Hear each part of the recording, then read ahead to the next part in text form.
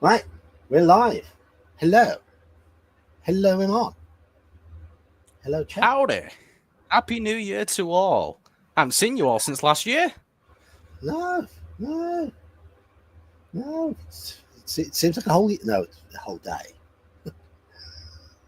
2 days. The day? What day is it today? It's the second. It's It's the first Wednesday. day. It's Wednesday today. Yes, I'm completely confused. Completely confused. All right, who's in chat tonight? We've got a Saxius, a Straw Piglet, a Daniel, a Brian, an Andy, a you. Good evening, chat. Good evening. Oh, guess what, John? What? What?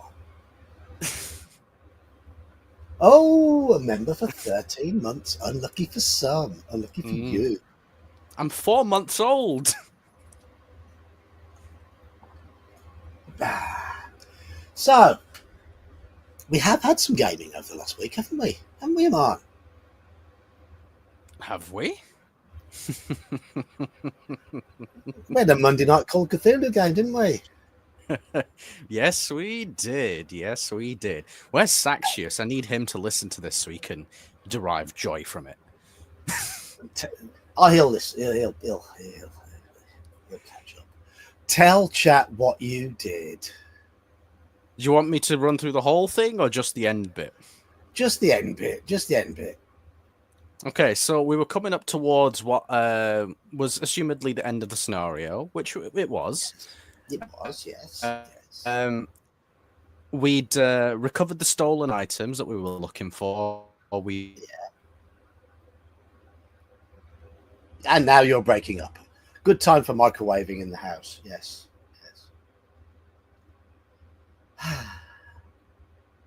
The good old microwave. We dealt with. Yeah, Robot Iman. We have Robot Iman. He's gone Dalek. Exterminate, stream, exterminate. His true nature revealed, yes. But we had 5 players.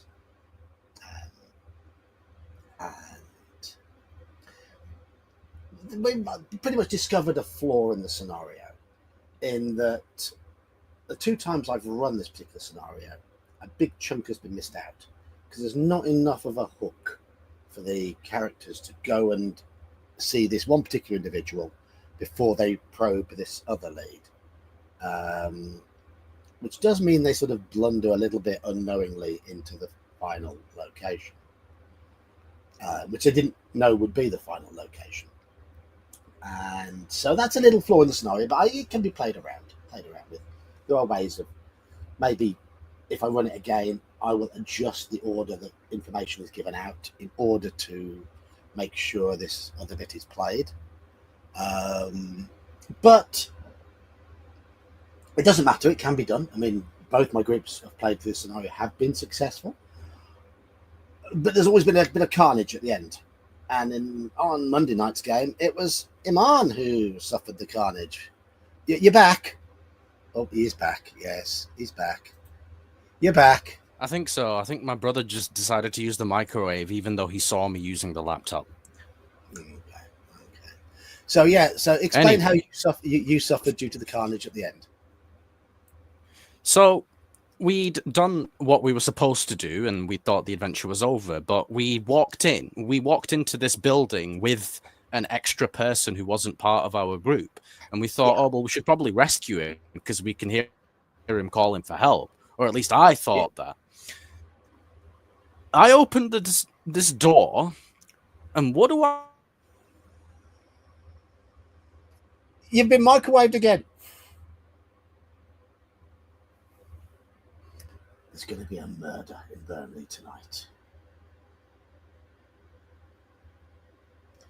Yes. Iman, open the door. Yeah. There's an NPC in the adventure. Oh, I'm back. You're back? You're back. Yeah. Tell him who the NPC is, because he's only meant to be a bit there for about 5-10 minutes. The NPC was called Greasy Joe Spoon. Yes. Yeah. And you've locked up a game. Yeah, I mean, greasy by name, greasy by nature. Yep. But we thought, I thought, okay, we should probably see if we can rescue him, see what's going on. I opened the door just expecting to see him, like, I don't know, tied to a chair or some shit. No, I open the door, and what do I see? I'm staring into the center of the cosmos and looking directly at the court of Azathoth. Yeah. And so I had to do a sanity check, as you can imagine. 1d10 if I pass. I did not pass. 1d 100. What did John roll? 79. What did I have? 60. Yes, he stared directly at the court of Azathoth. Oh dear. Was it worth it? 100%, Straw Piglet. It's always worth it, because at the end of the day, I am happy to sacrifice myself if it means the group can succeed. Yeah. Besides, we set a record of the most amount of sanity lost in one go, and I'm glad to hold that record. Previously, it was Who Sean. else would it be apart from me? Previously, it was Sean with 20. And I rolled, it was a D20. Is that all? Those are rookie numbers. It was his last 20. He went from 20 to 0 in one hit. Yeah, try going from 60 to minus 19. Yeah. How many? Yeah, exactly. How many do get to see an elder god? Well, Not so just what an I elder did god, after seeing Azathoth and I've having a private chat with John, I had two options, and I chose the option of turning around really slowly to the rest of the group with this weird look in my eyes and this discordant, creepy smile on my face, saying, "See you on the other side, fellas," and just jumping headfirst into the void. Yes. And that was the end of Wesley. Wesley Smooth O'Grady. Yeah. Turns out, wasn't so smooth in the end. Oh, no. But to be fair, I will say, you never expect to see that on the other side of a door. No. No. But it is quite a brutal little scenario. It's not a big scenario, but it's quite a rough one. And it did the job. I enjoyed the fact that, it just happened like 1 to 100, just like that. I mean, I wanted to play it in one session as well. I wanted it to be a one shot, just to sort of fill the void, literally, this week. And you missing out the priest and the ceremony and things like that helped trim it down to one session. So that's fine. It worked. Exactly, Straw Piglet. Always jumping into voids. You know me. What's that? Is it going to make me go insane or possibly die? Well, let's go check it out. So, last character death of 2024. Well, I don't know. Was he dead? Is he dead? Yes. Is he, though? Or is he just part of Azathoth's court now? Oh, yeah, well. Yeah. The personality is gone. Yeah. The body might still be floating there. Or at least the head. Yeah. And of course, you lot played Tomb of Horrors last week. Ernie ran that. And yeah. I've run it twice, and I've never had a player character climb into the devil mouth. Sounds like you didn't make it tempting enough. Ernie didn't have to make it tempting. He just said nothing. and three of you climbed in. Well, to be fair, and I was explaining to Straw Piglet last night the same thing. He said something, but I couldn't use that information because I'd be metagaming. And I was thinking, well, my character would have walked in, so he's going to walk in. Yeah. Oh, Mercurius. Happy New Year, Mercurius. How are you doing? Thank you very much, kind sir. Have you had a good 2025 so far? That is PBR Street Gang Mission? I don't know how to say that. Tommy Bravo for Adam Pender and Bishop. Okay. I recognise 3 of those names. So I haven't seen one of them here. Don't know who CK Mission. No, I don't know how you say that. no. Because we, of course, we are now in the year 2025. And Some of you will Mercurius know is the still in the topic. future. He's on the 2nd of January. Yes.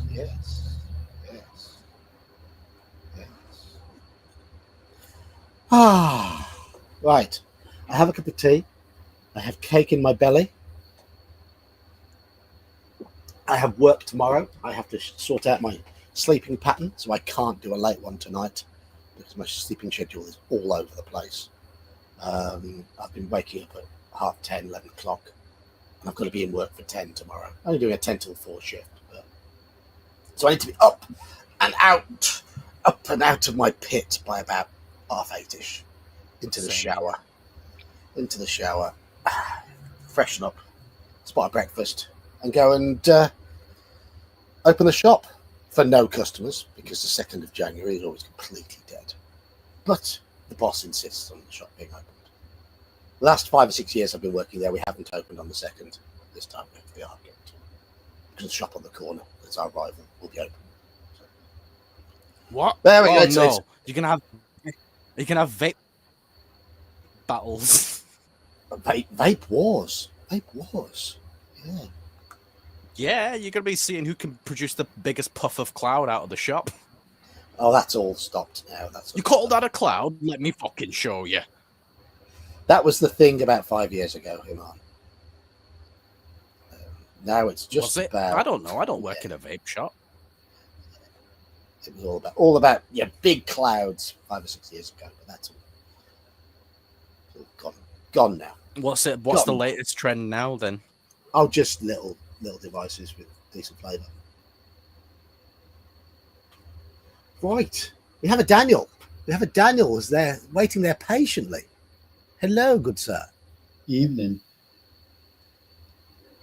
You got the time right. You said evening, even though it's afternoon for you at the moment. No, evening. I've been up since 4, so evening. Bloody hell, you haven't slept since I spoke to you yesterday. Pretty much. It was your first game of Call of Cthulhu, wasn't it, on Monday? Yes.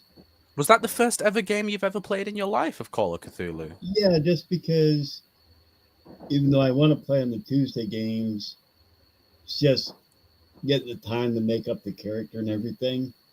So it's all official, hasn't coincided. So, yeah. Well, I'm honored to be part of your first Call of Cthulhu experience. I hope you enjoyed it. That's what she said. I love the character he played and the way he played him, by the way. He just played that, thick as pig shit, but strong, built like a brick shit house character. Well, what was and I love the way when we first met Greasy. Go on, sorry. No, go on.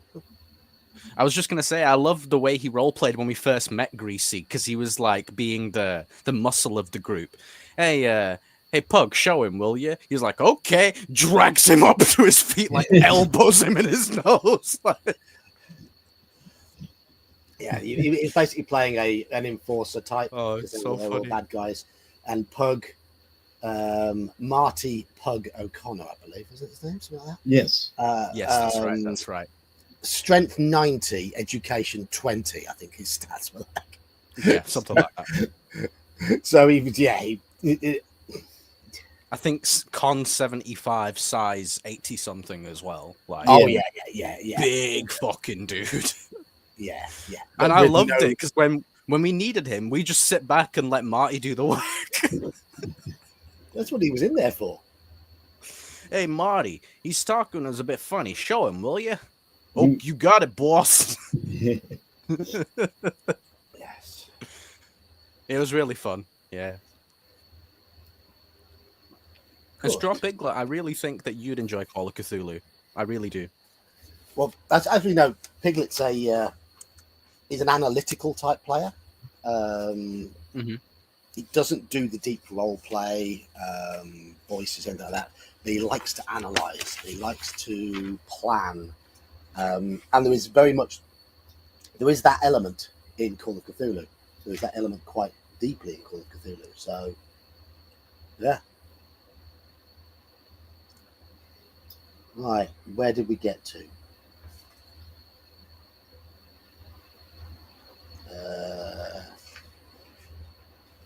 Oh yes, on that side. Sometimes you lower your voice. I talk quietly. Sometimes you talk very quietly. Right, 363 I've got written down here. See if this rings any bells.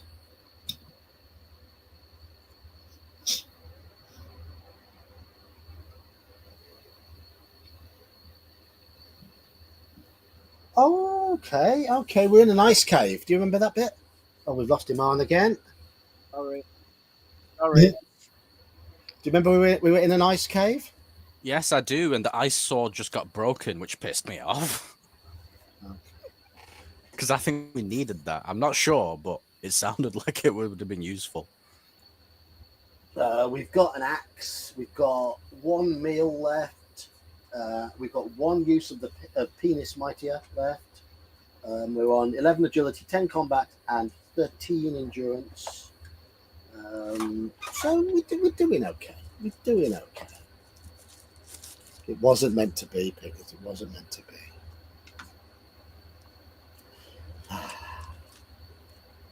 A bit quiet tonight.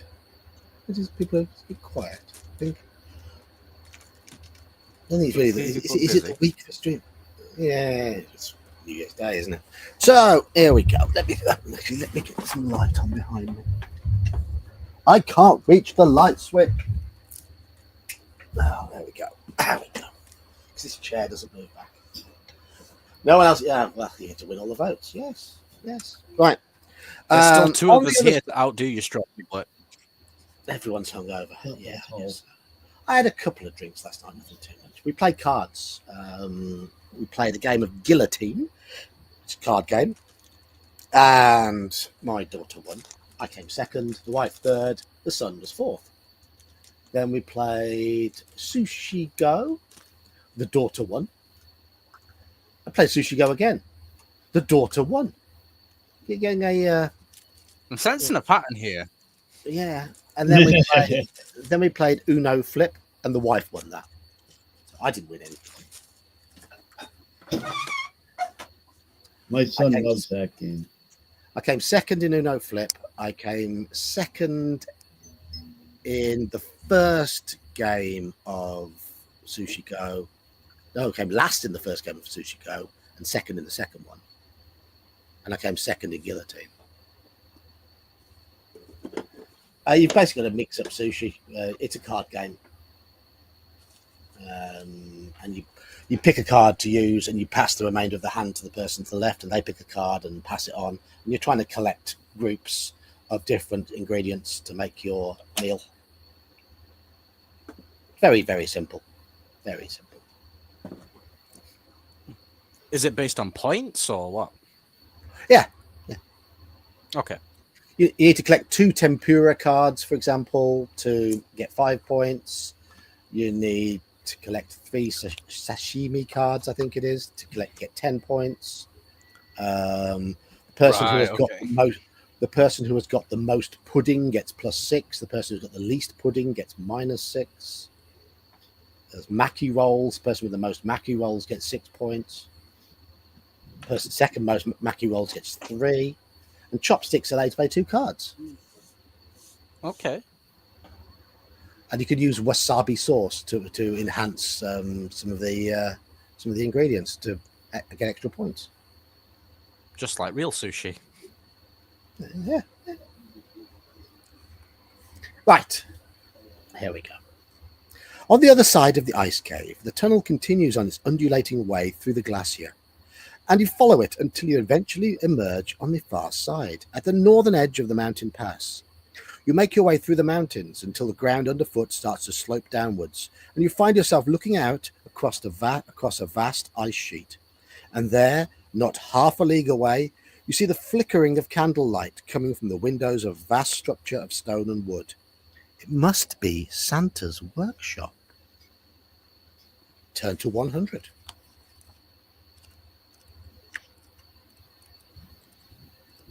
All right.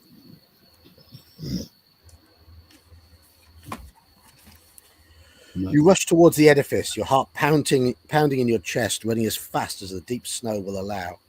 Before you stands the impressive entrance to the workshop, with lanterns hanging beside the huge carved double doors.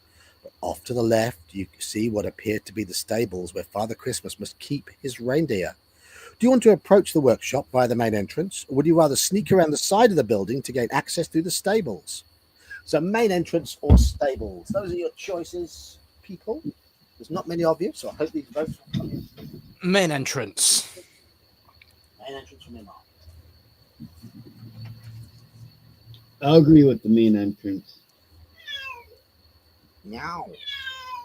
Oh, hey, Chet. Yeah, the cat's pissed off the dog. Anybody else in chat going to vote? Because we do have more in chat. Is the dog being an arsehole or is the cat being an arsehole? Or both? Both, yeah. The cat's a real asshole. The dog wants. He has no interest in the cat, but the cat seems to think that he's Saxius! Oh, you missed my my story about Call of Cthulhu. I'll have to give you a personal catch up. I'm sure you'd love to hear it. Well, Saxius, you need to vote, I'm afraid, because we currently have a 2-2 tie. Approach the main entrance of the workshop or sneak around via some stables. Those are the choices, and we've got a 2-2 tie at the moment. So option 2, okay, he's going for sneak. That means you two have been completely outvoted. How about if I pretend I'm Kelsey for a little bit? How about no? That's all right. Option 2 wins. Buy Kelsey her own computer, and she can join in. Well, she has one. She's just at work. Okay. Well, fair enough. Fair enough. My whole family are back at work tomorrow. So my son will be home alone during the day. I bet we come back to empty pizza boxes. That's what he does. That's what he does. What, just orders pizza, eats it, and then leaves the empty box? Yeah. Well, at least I have the decency to clean up after myself. He'll be asleep on the sofa as well, with a belly full of pizza. That's funny. Sounds like the first time I came over to your house. Yeah. Nope. Yeah. Kelsey does the same thing. Just say, Dad, I'm feeling a little snacky. Can I get something? Her snack is a medium pizza. Yeah. Yeah. The child is only my size. She's a teenager. Got energy. Yeah. Yeah, she needs that. I remember when I was 18, 19, 20, I could eat anything and just never put on weight. Now I look at food and I'm like, oh, fuck, I feel full. Connor will go through 4 bowls of spaghetti and meat sauce and 2 glasses of milk in a heartbeat. I've always said I just have to sniff a pie and I gain a pound. My kids don't. They're built like me. At least they eat well. Yep. Avoiding the main entrance, you make your way round to the side of the building and, easing open the large wooden door, enter the reindeer stables. Inside there are a number of stalls, 8 altogether, and on the gate of each is a name plaque, painted in red, white, and green. The closest to you reads Comet. It is warm in the stables, and the air is thick with the smell of manure, mouldering straw, and the animals themselves.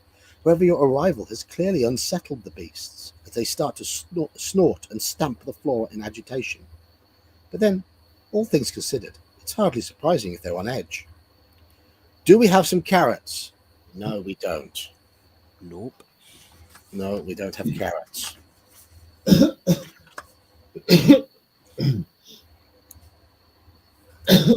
The reindeer become more and more agitated by your presence and start to upset each other, stamping their hooves and snorting in distress.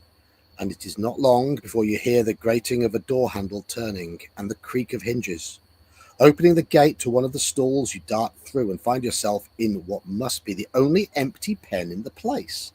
Hearing the jangling of bells, cautiously peering out from your hiding place, you see a number of stunted figures enter the stable. From their brightly coloured garb and pointed hats, at first you take them for Santa's little helpers, elfin folk that populate the legends about Father Christmas. But then you catch sight of their hideous faces and spiteful leers, and you realise they look more like demonic imps, doubtless in the service of the Christmas devil himself. Mm-hmm. The imps are coming closer with every step as they search the stable, trying to get to the bottom of what has upset the reindeer. It can only be a matter of time before they find you. What do? We can't use naughty or nice because we're used. Do we use pen is mightier, or do we attack the imps? Oh, if we had that sword, I'd say fight, but we've only got one penis left. Yes.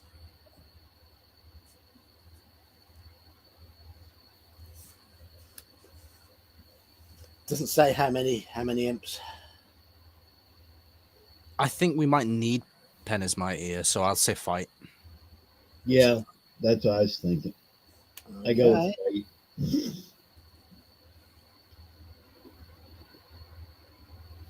Fight like we're the third monkey on Noah's Ark.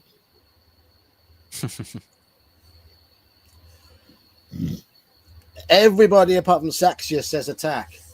Saxius, you are the only one who wishes to avoid a fight here. You gonna Five lurk in votes. chat? Are you gonna join us on stream, pal?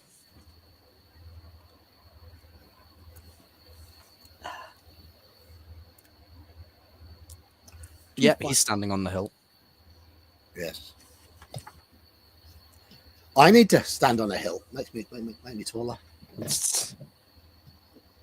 But you wouldn't be a hill giant. You'd be a hill gnome, A hill dwarf. hill dwarf, hill Yes. hobbit. Ah, he's in Denmark. Oh, okay. Oh yeah, I remember you said.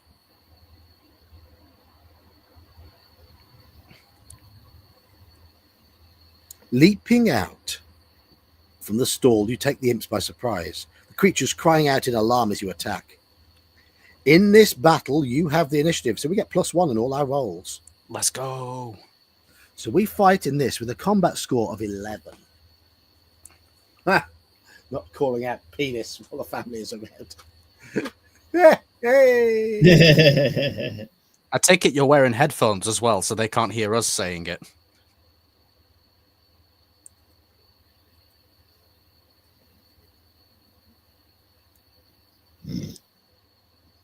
Let's get. Okay, we'll be the black ones. They can be the red ones.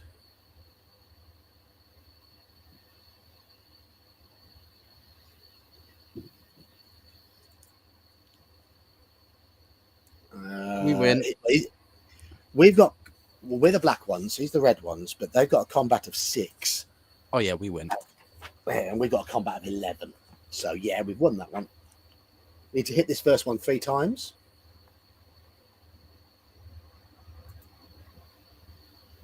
Yep. Yeah, we win. Yep. That's the first one dead. Second one's only got a combat of 5.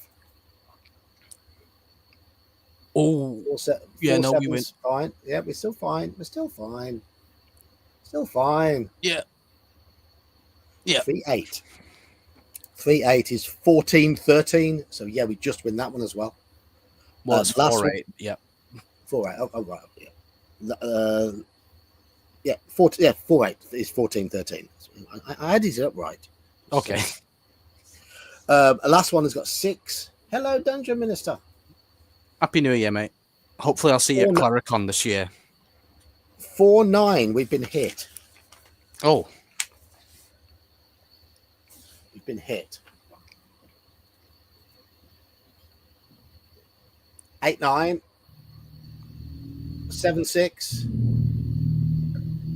8-9. Yeah, we're fine. We've only lost 2 stamina in that fight. We have beaten the imps. They weren't very strong. They were easy. Easy. Easy. The imps, easy. The imps dealt with, you make for the door by which they entered, and which you imagine must lead into the workshop itself. So intent are you on the door, you do not notice the trapdoor hidden beneath a scattering of straw halfway along the length of the stable. But you notice when you step onto it, and it springs open beneath you. Damn it, straw! Yes, straw. What were you doing on the floor of the stable? You slide down a chute only a short distance before dropping into an underground chamber where your fall is broken by a pile of reindeer dung. What an unpleasant place to find yourself, but at least it means you're unhurt. Do we have the code word cold on our adventure sheet? Yes. Yes. Yes, we do. Let me guess. The reindeer dung warms you up.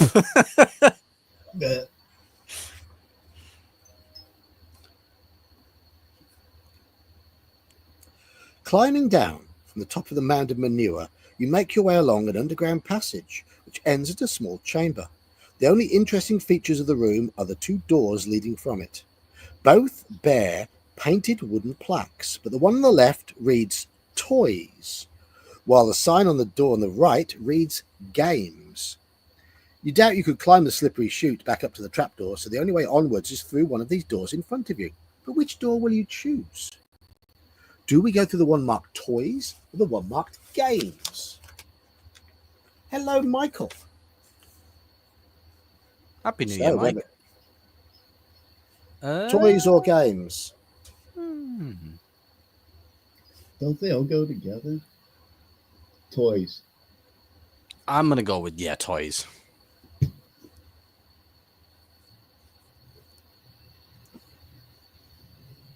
Roll the save versus Saxius. We only do that when he's actually on stream, I think.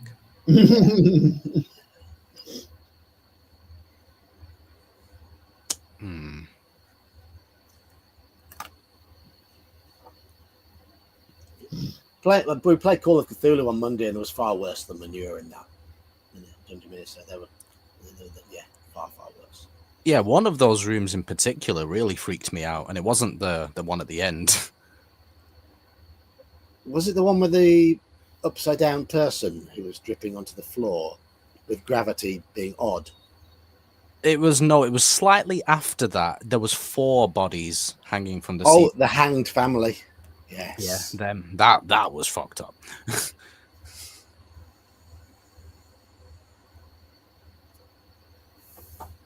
Yeah, I like the fact that two players decided their characters would go wandering off, and then they split up. Which is even better. Which was even better, given that the house just sort of morphed in a way. I was telling my mum about it yesterday, and I was saying to her that John was having loads of fun saying, "What door? What stairs?" Yeah. Look, I'll go back to the stairs. What stairs? What do you mean? You just see a landing heading away from you. There's a door on either side. No stairs? No. Oh, okay. Well, I don't like this room. I'm going to turn around and go back through the door that I came through. What door? There's no door there. I mean, I wasn't in that situation. I was just sitting back and just giggling to myself the entire time.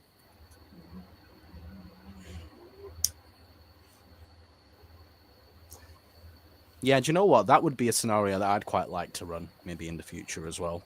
Yeah, it's a good. I can get a lot of fun out of that. Yeah. Yeah, it's a good. Looks like we're going for toys. We are going for toys. Yes.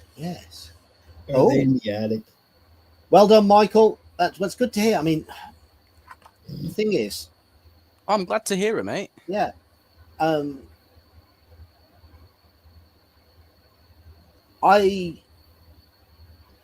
like people to join in the streams, but it's better for you to have a job and have an income. I mean, catch the streams whenever you can. It's as simple as that.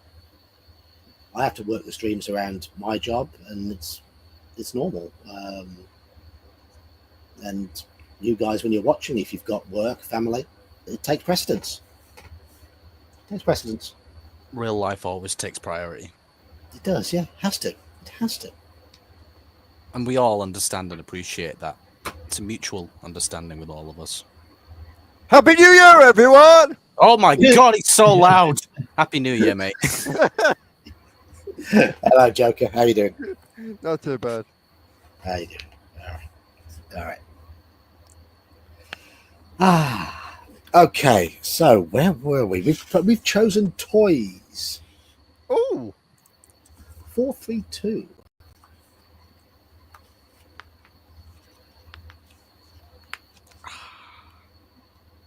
does that feel better?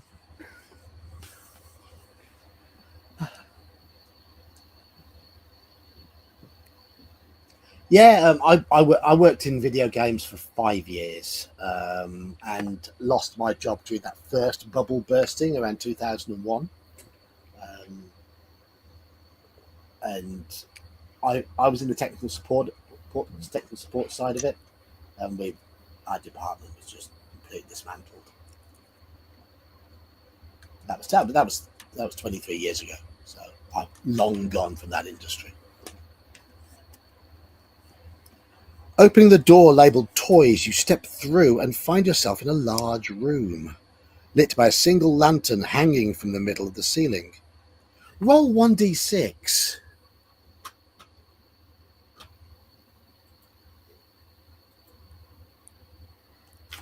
If the number is odd, turn to 394. Okay. Yeah, I know a lot of the video gaming industry at the moment isn't in a great state. Especially not since one of my favorite gaming companies got bought out. Who's that? From Software, the guys that make Dark Souls and all them. Who bought them? Oh, God.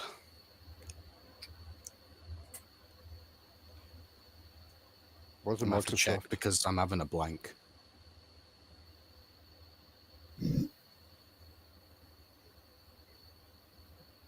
Was it Activision? Sony. Sony. Bought out by a big corporation. Well, I say bought out. They became the biggest shareholder, meaning that because they have a majority of the shares, that they have final say on everything, which is not going to be good. I was going to say, if he was Activision, he'd be under Microsoft, because if I remember rightly, Activision got bought out by him. Straw Piglet's in the States. I believe he's West Coast. Yeah, it's California. Yeah, California, yeah. So whereabouts are you, Michael? I believe you're stateside.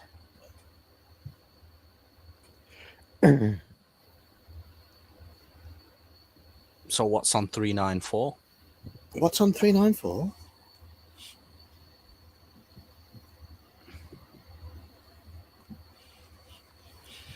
So you're a part-time animator.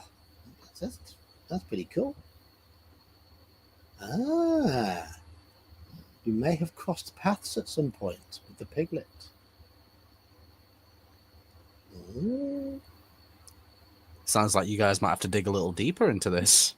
The walls of the room are covered with shelves from floor to ceiling, and these shelves are crammed full of dolls and cuddly toys ready to be sent out to children all over the world. There are even boxes on the floor filled with rag dolls and stuffed animals. The air is filled with a fine haze of lint and stuffing fibers which makes you sneeze. On the other side of the room is another door leading onwards, but as you start to make your way towards it, a cardboard box sealed with tape suddenly starts to move, and you hear deep growling coming from within it. You're only halfway across the large room when the box tips over and something tears its way out. You instantly see that it is a teddy bear, but almost as tall as you are. It can move of its own volition and has steel-sharp claws, as well as a mouth crammed with needle-like teeth. Oh my God, it's Freddy Fazbear. Who? The bear from Five Nights at Freddy's. I don't know it. Over the top of my head. That's It was fine. either that or the big evil Teddy from Toy Story.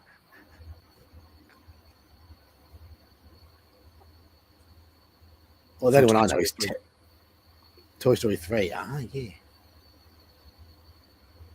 I have seen the Toy Story films. I just don't remember them. The stuffed bear growls again and starts to move towards you. What do you do? We haven't got naughty but nice, so we can't choose it. We've got a pen is mightier left, or do we fight it? I still think we need to save the pen, so I'm going to say fight. Yeah. Yeah, fight. Rip the stuffing out the bear. Pen or fight? So we've got 3 fights from the panel. No, That's there's not an no option, to Straw fight it. Piglet. No, no. Mom, Dad, can I keep it? It's only vicious if you feed it. You've been drinking. They only get mean after midnight. Sax just tried to roll a die. Further right to party. You can't run away because there's a chute you've just slid down. So, Andy, not an option. Wah, wah, wah. Freddy Fazbear's literally trying to jump scare us.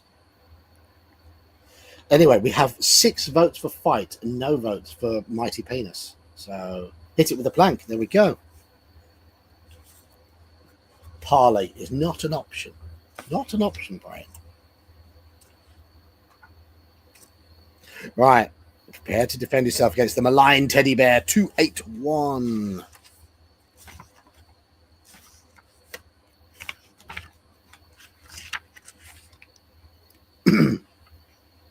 Your heart beating, a furious tattoo in your chest, like a crazed wind-up toy.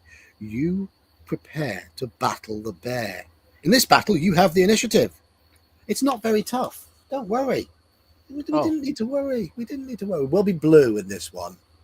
Teddy bear can be red. It's only got attack strength of 6, and we've got 11 because we've got the initiative. So 10-9, we win. Yeah. Let's see how it goes. 6-7, it's still enough to win because we've got a 5-point advantage. 7-3, we've won. We've beaten the teddy bear. It's not very scary. 2-4-2. I'm going to send you a picture of Freddy Fazbear. Feel free to bring it up on stream if you want. Okay. Well, this is his more nightmarish version. He does have a more friendly looking version, but this is more analogous. No, you don't want the friendly version. Can we wear it? Wear the bear. Well, it is an animatronic suit with an endoskeleton inside it. You know what? I think the bird in Freddy's looks more scary than Freddy. Chica, yeah. Yeah. All right, let's have a little look. Ooh. Okay. So I've got to faff about with this now. Remove. Present. Oh. Where's Joker gone? I accidentally removed Joker.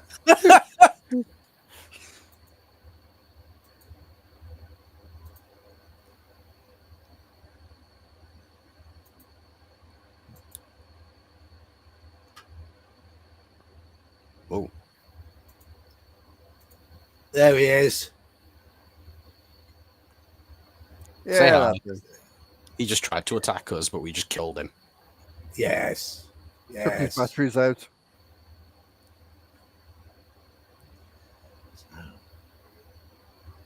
Yes. Yeah. You can. If you want, do all my IT. I will happily. It doesn't pay anything, but right. It pays in warm fuzzies.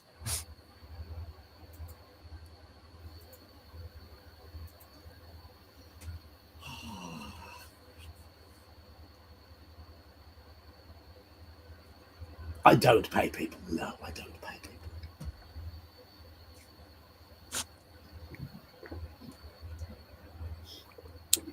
It's like that meme from, is it Maze Runner? Where the kid's like, you guys are getting paid?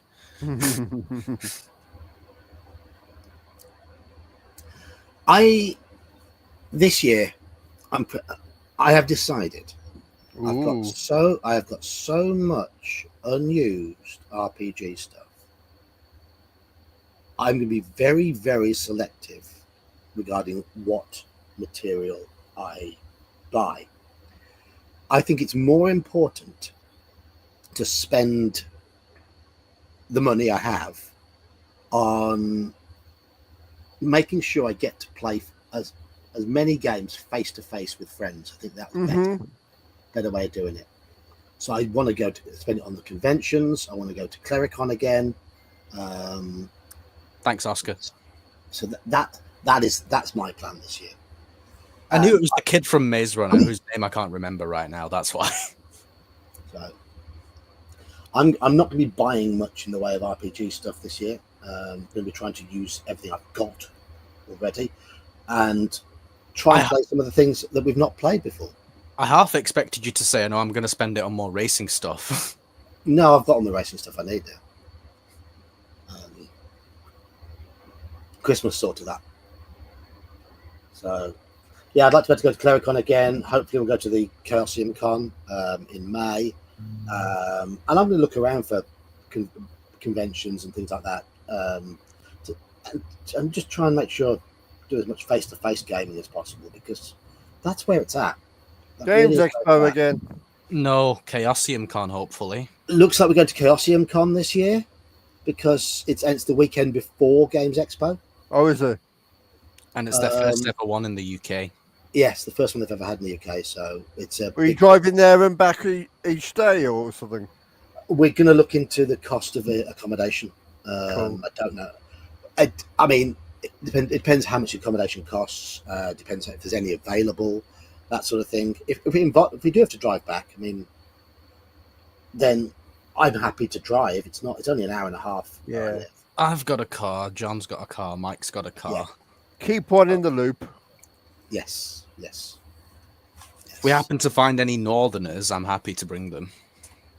Yeah. Stone Door server. No preference. I mean, we have means of getting there, and yeah, I'd say face-to-face gaming is what I want to do a lot more of. So if it involves a bit of travelling, then so be it. It's nice because you already have a relationship or a friendship with these people, and then when you see them in person, it just levels it up a bit. Yeah. So, like, I don't know. It's nice to know that there's an actual person and it's not just a floating head and shoulders. Yes. Something like yes. that. Oh yeah, I absolutely enjoyed the on that note, I enjoyed Game Expo. Yeah, it was good to meet people, and that's what it is. And I thoroughly enjoyed getting together with a lot of people this year and playing games, and that's what I want to do more of. So there we go. Anyway, where were we with this bear?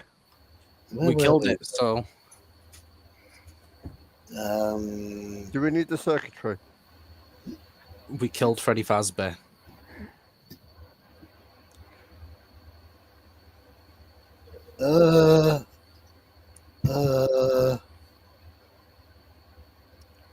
I think I've turned to the wrong page.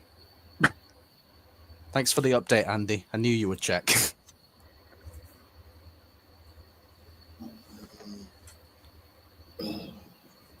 What number was it we turned to recently? It was 394. That's the last one I remember, but I'm not sure if that's the one we were just on.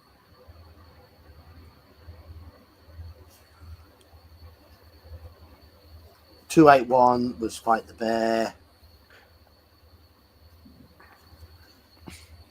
If you defeat the bear, turn to 242. I was on the right page. Oh no, here we go. See? Oh, so the US ones are on sale, but not ours yet. Okay. Ah. Okay. No, it just feels odd because I've turned to 242. I was on the right page, but there's no mention of having just beaten the bear. Right, okay, fair enough. You make it to the far door and throw yourself through, slamming it shut behind you again. Slamming it shut again behind you. But your troubles are not over yet. Turn to 7.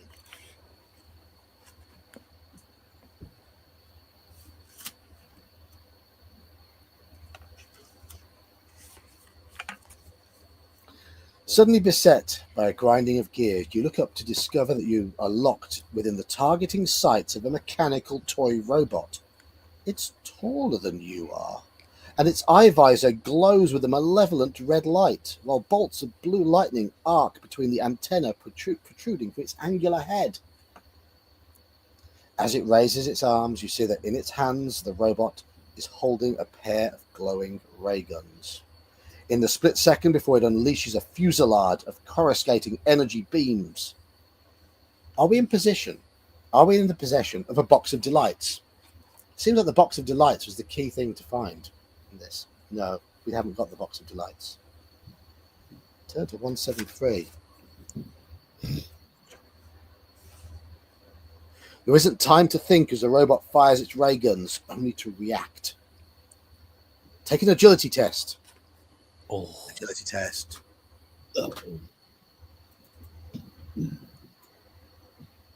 we yes! passed miles. Passed it by miles. Turn to 29.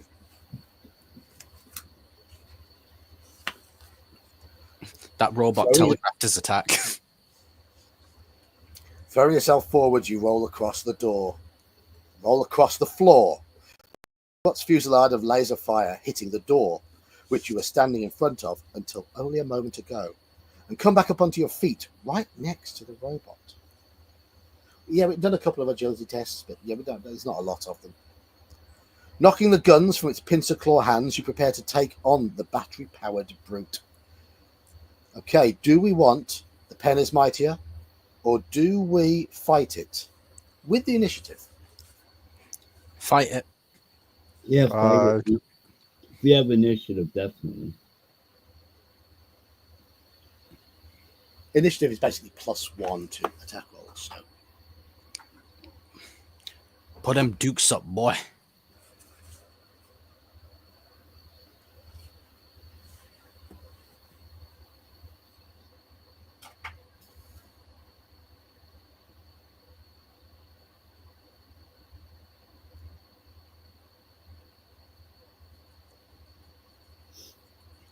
Axe.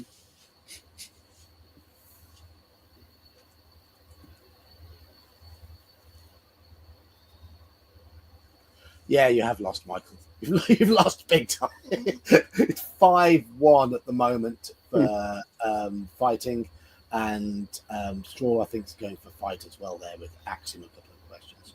So 6-1. Yeah, there we go. We are going to fight.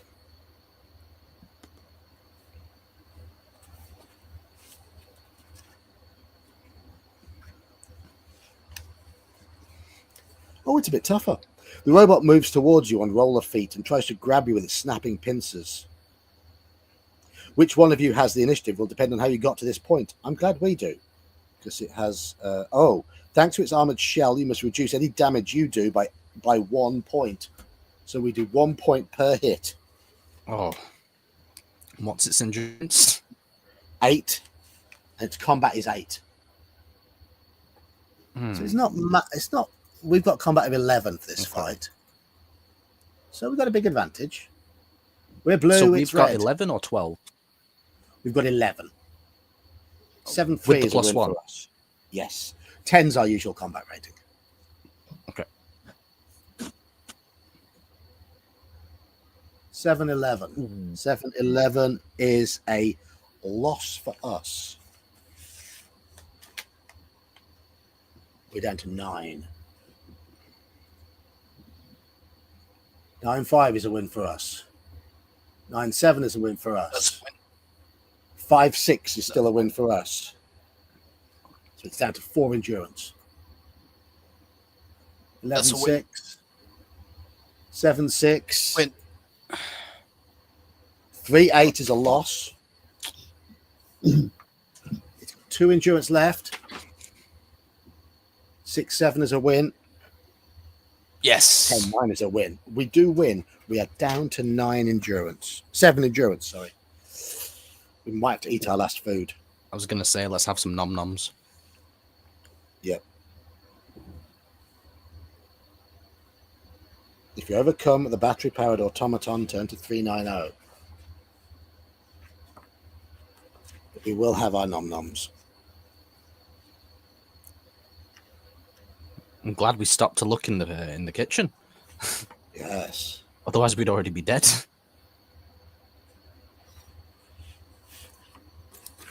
We would be, yes. Take the laser. If it gives us the opportunity to, I think we should. Okay, so we're back up to 11 endurance out of 20. So we've had a bit of a kicking. I'm a bit windy tonight. I do apologise, but you might hear the odd prop, prop, prop, prop, prop, prop.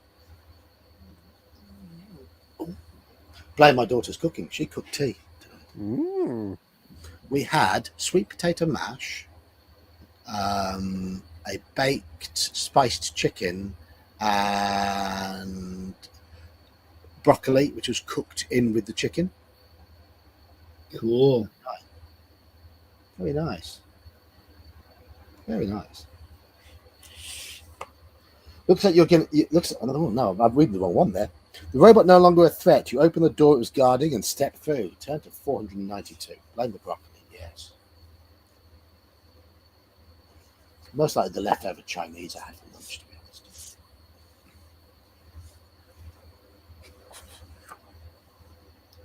You find yourself in a broad corridor lit with holly-wreathed Christmas lanterns. It runs left and right. Echoing from the right, you hear a noisy clattering, while to the left, you hear nothing at all. So do we go left towards the silence or right towards the noisy clattering? Clattering. Yeah. Go right. Huh? What was that noise? You go, yeah, okay. Go towards the clattering, okay. Michael's being outvoted again. Everyone else is saying clattering.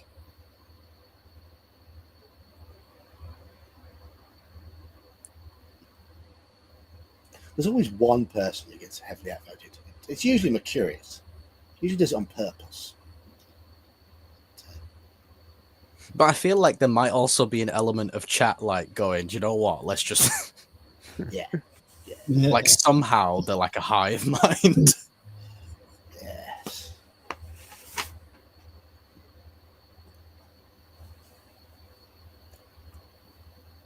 Turn to 362.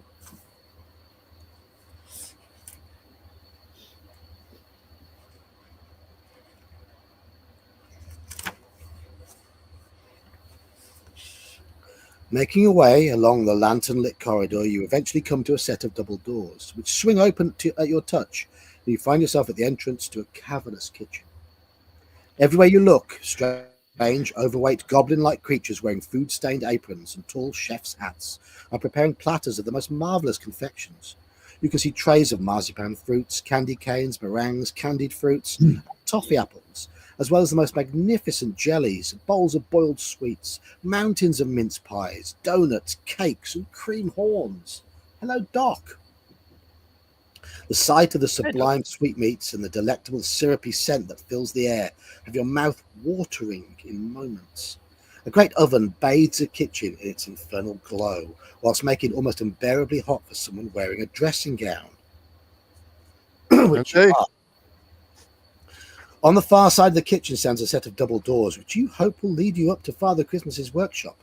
The kitchen is so chaotically busy that you are confident you could sneak across it, ducking under tables and behind pillars as required, and escape without being spotted by the curious confectioners. And so you set off, dropping to your hands and knees to crawl under a table when a goblin chef walks past carrying a tray of iced buns. It will be easy to snaffle a prize from one of the trays of tempting treats as you make your way through the kitchen.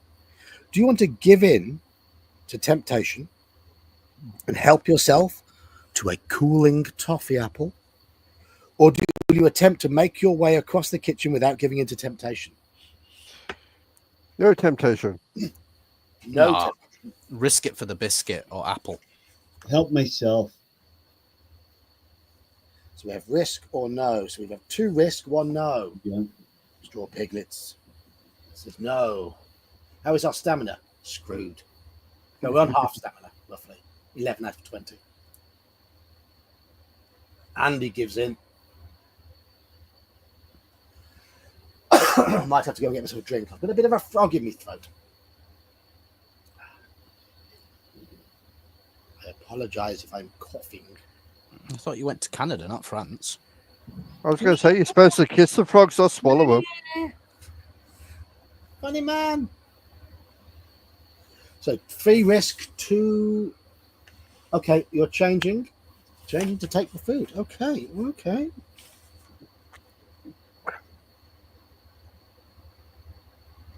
So it's Joker who's being outvoted this time. Yay! 4 votes for take the risk, 1 vote for not taking the risk. Anybody else in chat voting? I'm watching. I'm watching.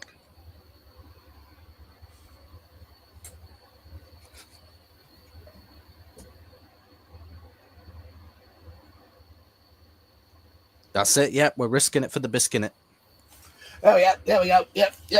2 more there. Big risk. Who's discording me? Who's discording me midstream? Bear. Is it? Yes, he's asking about Codex Albana.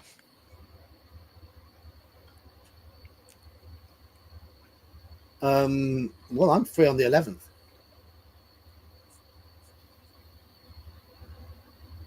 What's the news? Well, Bear, if you're free on the 11th, I haven't changed.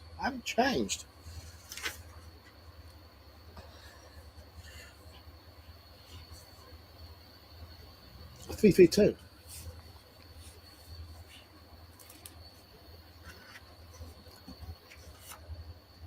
If this is a long thing to read, it is. It is quite a long one to read. 332. So, can you just chat amongst yourselves, people? I go and grab myself a drink. Oh yeah. Bear with me. Oh, man, creak. While the old man goes down the hole in the roof.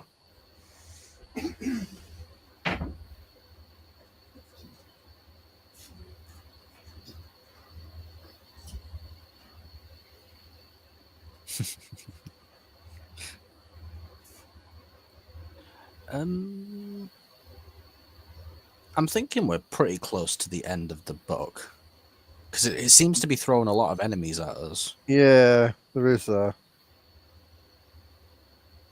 I mean, I've played enough video games to know what that means. Oh yes.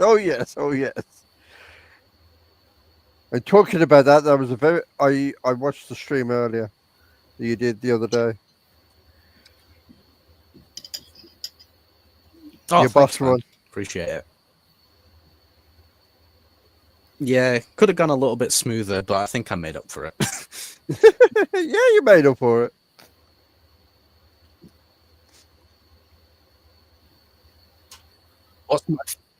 What's my favorite donuts? Huh, good question.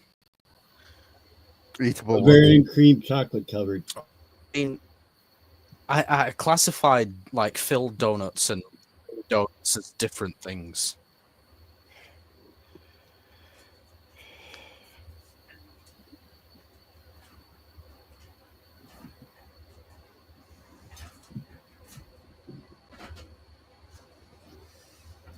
Usually, it's probably going to be something like salted caramel or lotus biscoff or something like that, because that stuff is so good. There's a few times I've been to Tim Hortons because there's one near where I live. For some reason. Oh, John's gone. Oh yeah, there's Tim Hortons, and what's the other one? The creme thingy, whatever is the name of it is. Oh yeah, we had one in our mall. I can't remember the name of it. We have them in the UK as well. It's caramelized biscuit straw piglet, so it's just I don't know how to explain it. It's just caramelized biscuit flavor.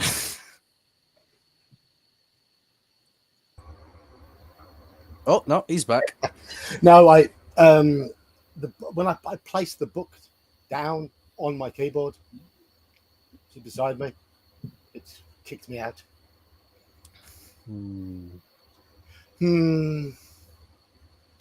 Well, it closed my my browser. I accidentally closed my browser, so I've come out of Albert as well. So I need to go back in there. When I say biscuit, I mean the cookie type of biscuit. Yeah, not the scone type. The thing is, biscuits and cookies are different. A cookie is They are like a different. big, Yeah. a cookie is like a big soft biscuit. Biscuit tends to be smaller and crisper.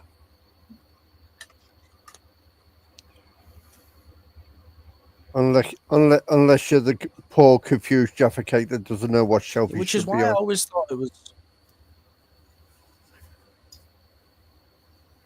Jaffa cake is a cake. I'm sure that debate was ended ages ago. Yes. Jaffa cake is a cake.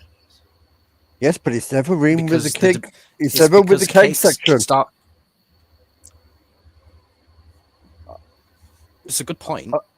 But cakes start soft and go hard as they get old. I'm not Biscuits start hard and disagreeing. go I'm not soft. disagreeing with you. I agree with you. It's just as a Jaffa cake, I bet he's I know, confused yeah, with being you're on right. the biscuit shelf. All these years I'm on the biscuit shelf. Why? It's in the wrong neighborhood. I'm a cake. Do British websites leave biscuits on your hard drive? Wish they did. I'd be very fat if they did. That would be really funny. I am partial to a biscuit. Share screen. I've never had an American biscuit. I mean, they've opened Popeyes in the UK recently, and apparently it's halal, so I can actually try it. Yes, they have they biscuits are. there, so when I eventually go to Manchester, I will try it. There's one in Birmingham City Centre as well. It's like a scone, but it's not sweet, basically. It's Very nice. odd.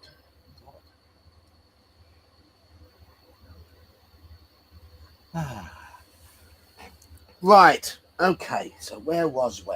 I've got my book here. The problem with American biscuits is the butter for me. Ours, like our cookies, cakes, and biscuits. Yeah, yours are buttermilk completely biscuits. different from yours. Yeah, definitely. Completely different, yeah.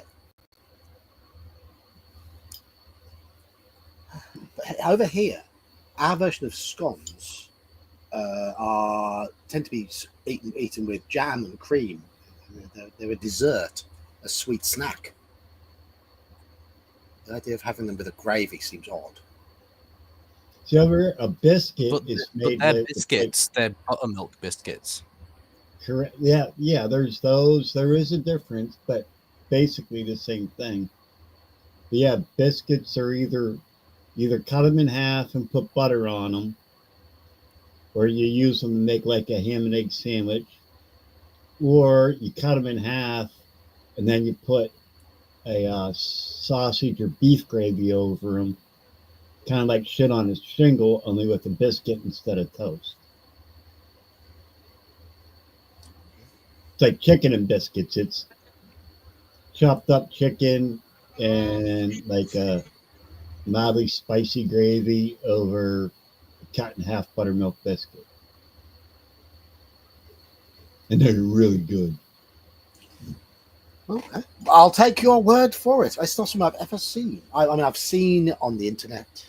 The closest thing we have is a scone. It looks the most like a scone. Yes, but I do watch Beard Meets Food. So I'm same. What a legend! He actually replied to one of my comments, by the way, which I was fucking over the moon about. Yeah. He comes across as a really nice guy, doesn't he? That's the thing. Exactly. Yeah, like just a bloke that you'd meet just down the pub, or like who just happens to be able to eat massive amounts very quickly. I don't know, like maybe I'm biased because I'm Northern, but I feel like there's something different about Northerners and their level of how genuine they are. Yeah. Because every Northern YouTube channel I've ever come across, they just come across like stand-up people. All right. Some of the Londoners come across a bit arrogant. Now, I don't know if that's just my bias or if it's actually the truth, but people seem to agree with me when I say it. So. I agree with you. I'm not. I mean, I've met nice Londoners, but I find London to be a very cold place in terms of personality. I've got a question for you. What's that? Yeah, same. But I'm talking about like You've gone Dalek. creators. You've gone Dalek. Oh. You're Dalek-y. So I've got a question for you on the Go Dungeon on. Minister's topic there. Yes. Do you think a Yorkshire pudding should be part of a Christmas dinner? Yes or no? Oh, yes. Yes, it should be part of every roast dinner. Sorry. Yorkshire Do you pudding should be think part of Yorkshire every pudding roast- should be part of a Christmas dinner? Yes or no? I've already answered that. You're lagging. You're lagging him on. Yeah, I think a Yorkshire pudding should be part of every roast dinner. Love it. It's basically egg, flour, and water, or a bit of milk or something like that, all mixed together. I have to limit how many I can eat because of my milk issues. But you don't make it a lot of milk.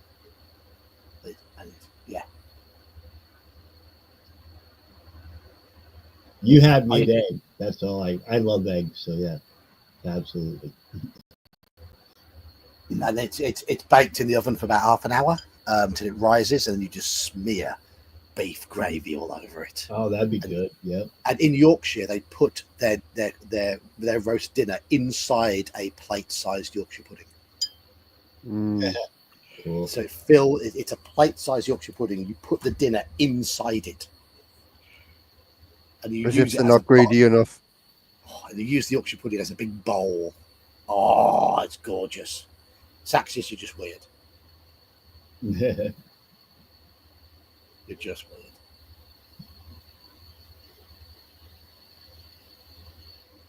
Oh, Saxius. Oh, Saxius. Oh, Saxius. Right, anyway, should we start reading?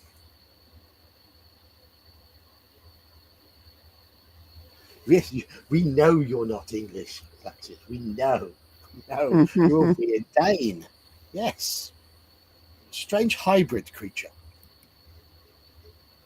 Right. It's no good. You can't resist the delectable delights arrayed on the tables and swipe a toffee apple from a cooling rack. Record the toffee apple on your adventure sheet.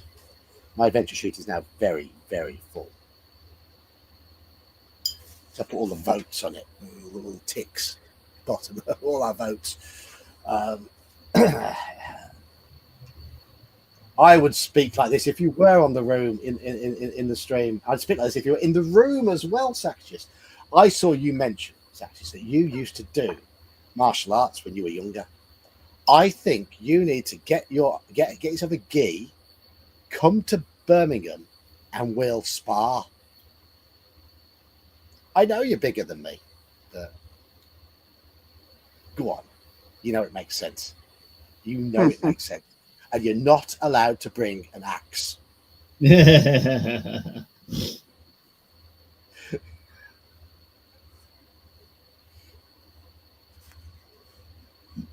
Don't do it. Don't do it. It's a trap. You can't use a sword. You bring a rapier. No weapons. Just spar. Just bare hands. Just bare hands. Judo.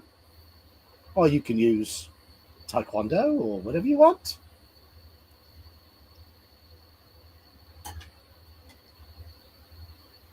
He's back. Am I? I am. Yes. I'm back. You're back. You heard my You're question, back. but I didn't hear your Yeah, I answer. answered. I said I have Yorkshire. I'd have Yorkshire pudding with every roast dinner. Okay. Okay, he's going all lawyery now. Saxius is. He's going to attack you with a pair of bare hands. I mean, I'm happy to spar with someone. Go on then, Iman. Next time you're here. I'll show.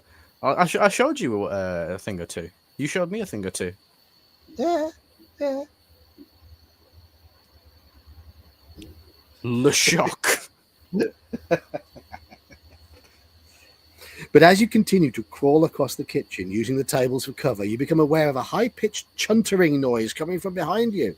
Still on your hands and knees, you glance behind you. Several table lengths away, half a dozen gingerbread men are scouring the tiled floor. Their iced expressions are twisted into unwelcoming grimaces.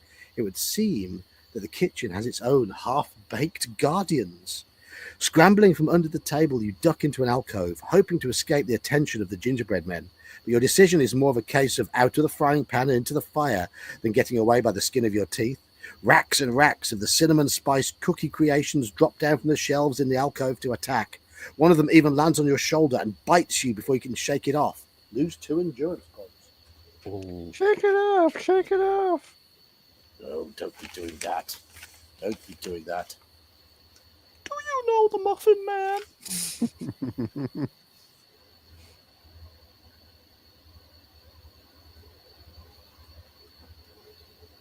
Eke Thump, the Yorkshire martial art.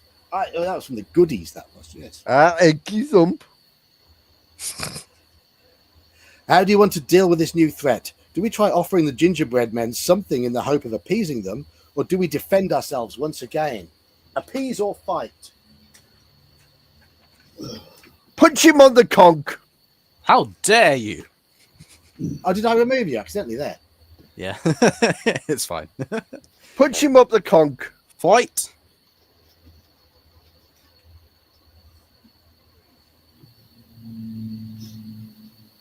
Let's try to appease him.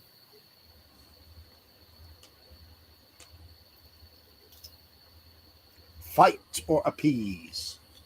Chat, it's up to you. Punch him up the conch.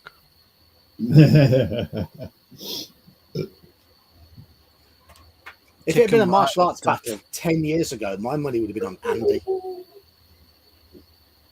Because I think Andy knows a little bit, a thing or two about martial arts. It's just he's not so mobile nowadays. Isn't that right, Andy? I still reckon he'd take me out. I'm not going to lie to you. Yeah, if he got hold of you. Yeah. It's like my old judo coach. He'd bust his ankles and his toes so much. He was in his 60s. He was slow moving. He was a big guy. But if he got hold of you, you had it. You'd had it. And he knew ways of getting hold of you, especially in judo, where you have to get hold of people. So most people had it.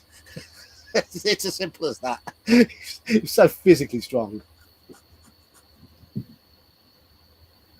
Hands are fast, still sweep. Indeed. And you do have a size advantage over me as well. You are a much bigger guy than me. So I'd find it difficult to shift you. It's like a good 9 or 10 inches, isn't it?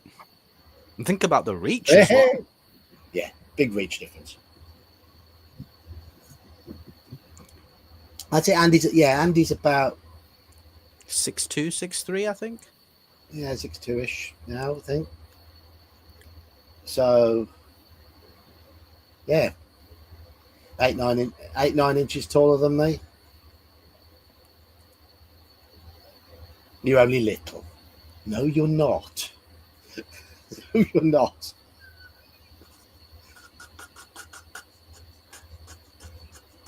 Says to a blind You're man. not wrong.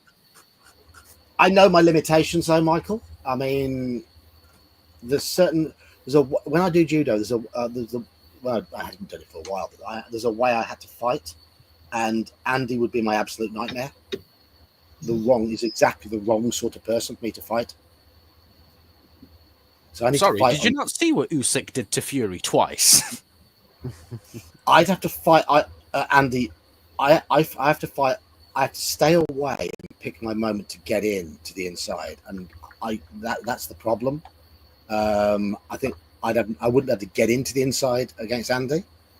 He'd just dominate me from a distance. He'd dominate the grips. He'd just put his hand on your head and play keep away like an older brother does with a little brother. Yes. I've been there. I know how that feels. I think Andy was higher than that, Michael. Yeah, Andy's done a lot of martial arts over the years, various martial arts to a high level. So, yeah, he knows his stuff. He knows his stuff. What's the lowest level belt? Is it white belt? Depends which association you're in. Most people start with a white belt as a novice. There are some which then grade you up to a red belt when you've done it for a few weeks, pretty much. When I was a kid, we started with a red belt. Really? But, yeah. Happy New Year, you're wrong. Happy New Year. Happy New Year.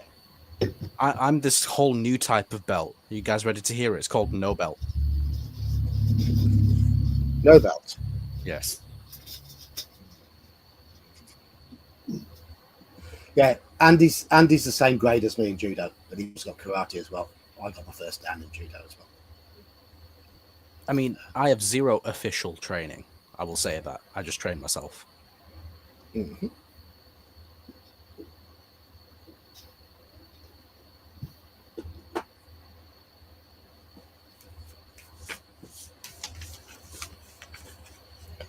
Took me 8 years to get my first dan. It was a tough 8 years with a lot of injuries. Right, we're defending ourselves. 419.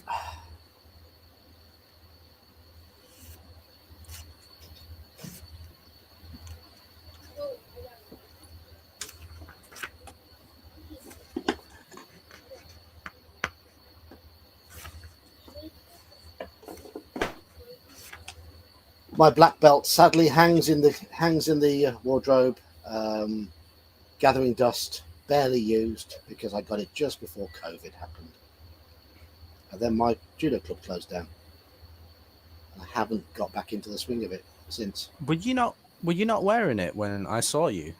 Can you give me a little demonstration? Or was that a different belt? I showed you there. I showed you it then. Yeah. Yeah, I thought so. It's really weird that, like, the psychological thing of seeing a black belt, you're like, oh fuck, this guy must be good. That's all it is. Psychology is half it. Martial arts psychology is half it. If you win the psychological game, it's halfway towards winning the fight. That's the thing, though. Like with UFC or boxing or whatever, it's just colors and colors of gloves or whatever. But with those kinds of martial arts, you have like grading systems, and you see the difference before you even get close to them.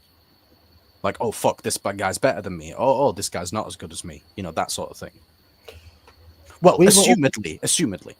Yeah, we were always told the belt is nothing more than something to hold your gi together. That's what we were always told. Yeah. Always take your time and wait and see. Hey, Grim. Because there will be people who surprise you. Oh, yes.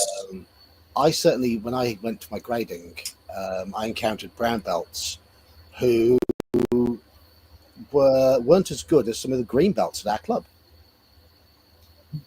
But equally, I've fought yellow and orange belts who've clearly been sandbagging a little bit because they clearly know a little bit more. Yeah. So you've just got to be careful.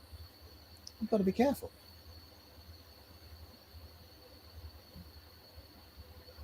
Yeah. When you walk out to the mat, you just learn to exude confidence. Yeah, you've got to appear to be confident. But just knowing that level of martial art, knowing how you can fuck someone up, it just gives you that confidence. Like you walk everywhere in life just knowing if something happens that you can probably handle yourself, and that's something. You know you've got something there to help. I mean, you don't want to use it. You don't look for opportunities to use it. And if possible, you try and use it to diffuse the situation. Yeah. If you have to. In a lot of situations, just having that confidence to say something back is enough to deter a lot of potential attackers. Mm-hmm. Yeah. I mean, it can also escalate things, but it depends.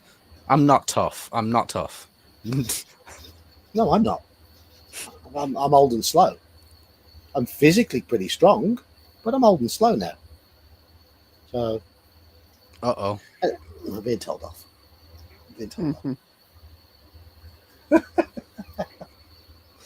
You never imagine. Oh, and see, Michael did wrestling and BJJ, sandbagged blue belt. So yeah, he knows a little bit what he's talking about as well, because a BJJ blue belt is half decent.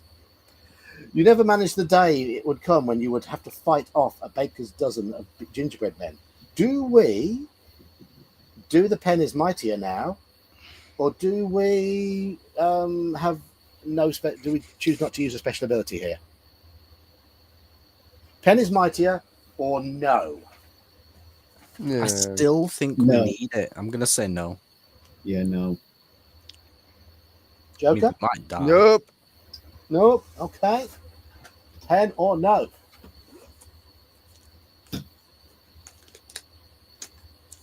Nine.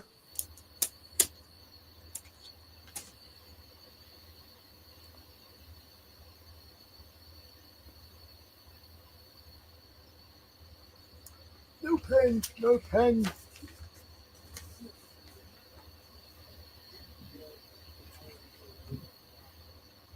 Yeah, that's pretty much how I got my blue belt at judo, Michael. When I went to actually, I got my brown belt. Is when I went to a tournament as a blue belt and won my weight category and the weight category above. And I also, as a green belt, went to a tournament and beat higher grades as well. That's pretty much how I got my blue belt. So that's how our club used to do it. You used to have to go to a tournament and beat someone of a higher grade, and our club would be like, "Oh, okay, we might as well give you a higher one."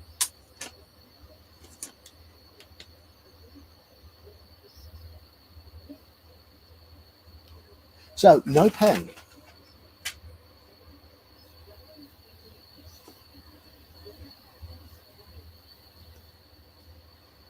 $494.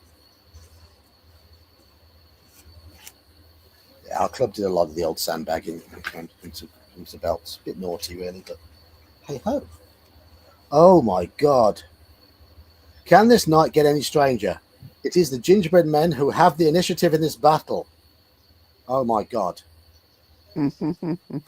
Oh my God. All right, okay. So they get +1. So the first one has a combat rating of 8 versus our 10. A fucking gingerbread man has the same as a giant robot. Yeah, yeah. Well, obviously, it's the big gingerbread man from Shrek.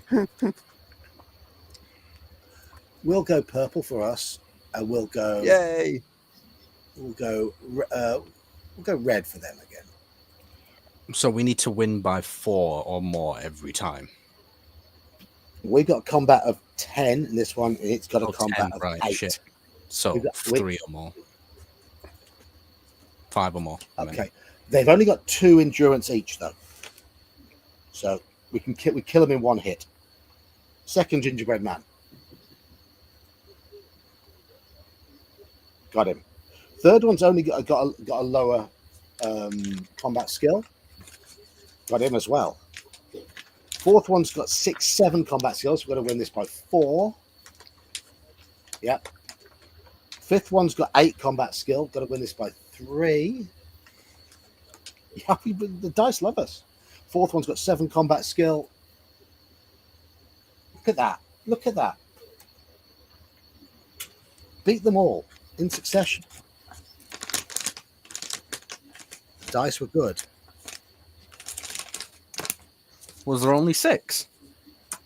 Yeah, I thought it said a baker's dozen. it did. It said 13. But Okay. the gingerbread men are now just as many pieces of broken biscuit and piles of crumbs scattered on the floor of the kitchen. As you're wondering whether your battle with the kitchen's strange guardians has exposed your presence to the goblin cooks, you notice the pieces of gingerbread skittering across the floor towards each other, forming into one great mound, which then starts to swell and grow. In no time at all, the doughy mass is as tall as you are, and limbs extrude from the giant ball of gingerbread as it takes on a recognizably human form once again. Oh no! Oh no!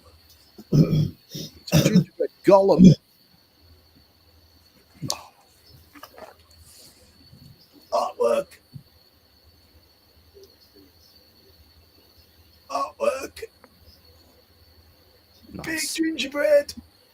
Big gingerbread man.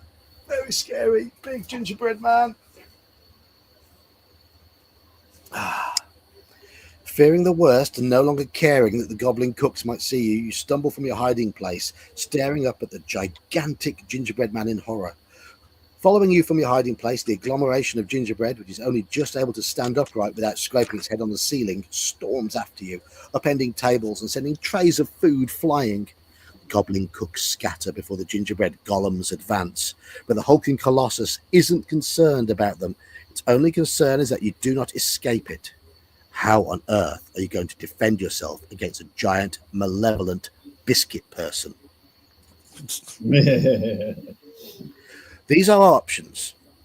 Use the box of delight. We haven't got it. Throw something at the gingerbread man. Sprint for the double doors on the other side of the kitchen. Use naughty or nice, which we haven't got, as we can't, or fight it. So throw something at it, run for the doors, or fight it. Those are our only options. Let's eat it. I'm taking that as a fight. What do we have that we can throw? Our teeth.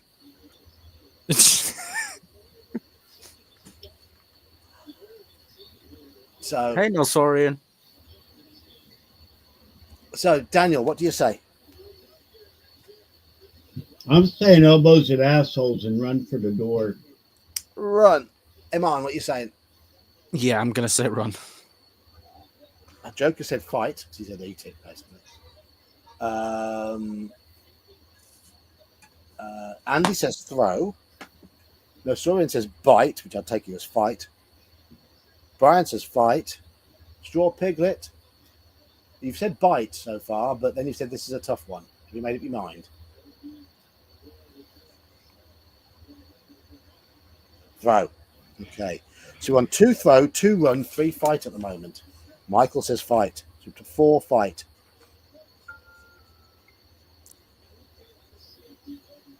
Has anybody not voted? You know, there's a movie called Ginger Dead Man.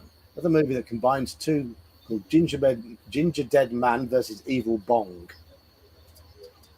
What the fuck? Right? Right. That sounds like exactly my kind of film. Hello. Oh, yeah. Hello, Nosorian. Indeed. Nosorian. Dungeon Minister says fight as well. So, yeah. Okay. Right. We're fighting. 2, 6, 4. Chop its legs off, dip him in milk, and eat him right in front of him. Michael says he tried to go towards the silent room, but no, you all had to come towards the clattery room. Yes. All of you, apart from him. Yes.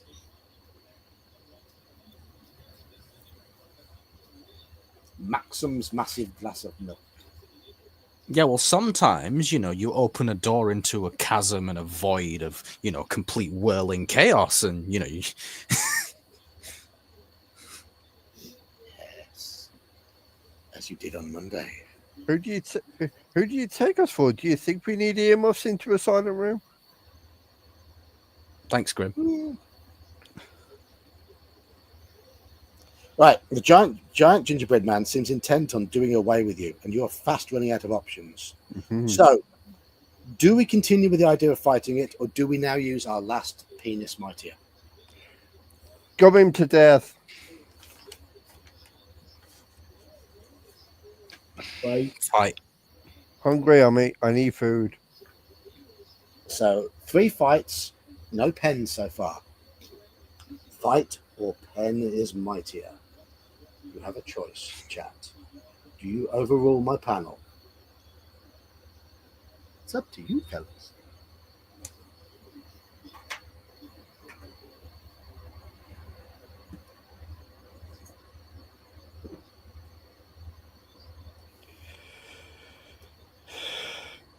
Okay, we got another fight vote.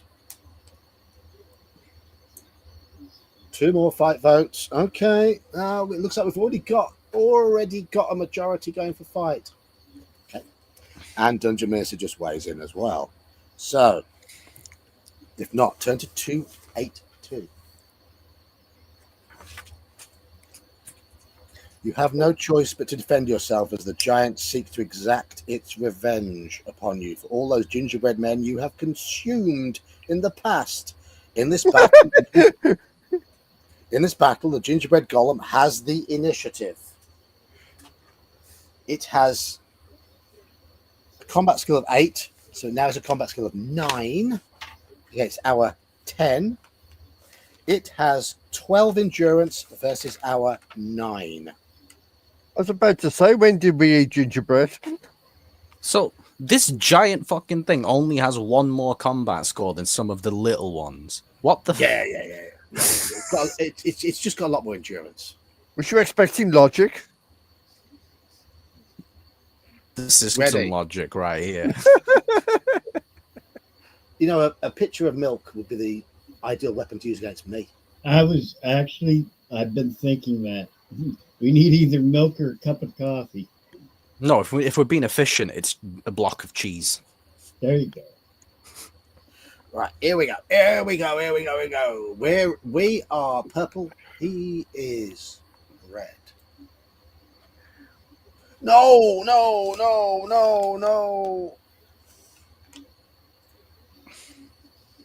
Yes. Welcome to Harry Doesn't Meet Yes. Sally. We've got a 1 point advantage, so that tie there goes in our favour. No.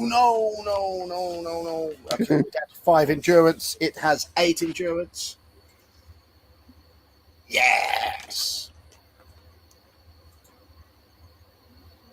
Oh, it's a tie.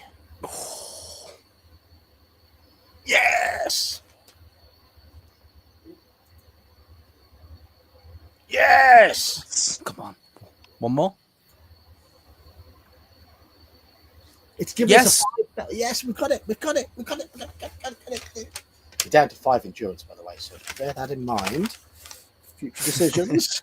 We're in trouble. Nibbling away at it slowly. Yes.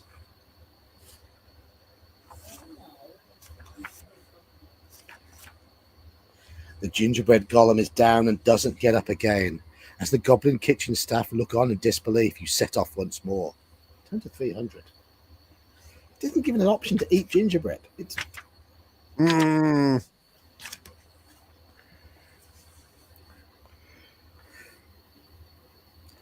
Reaching the far side of the kitchen, you push open the double doors and leave the sickly sweet, cloying atmosphere behind.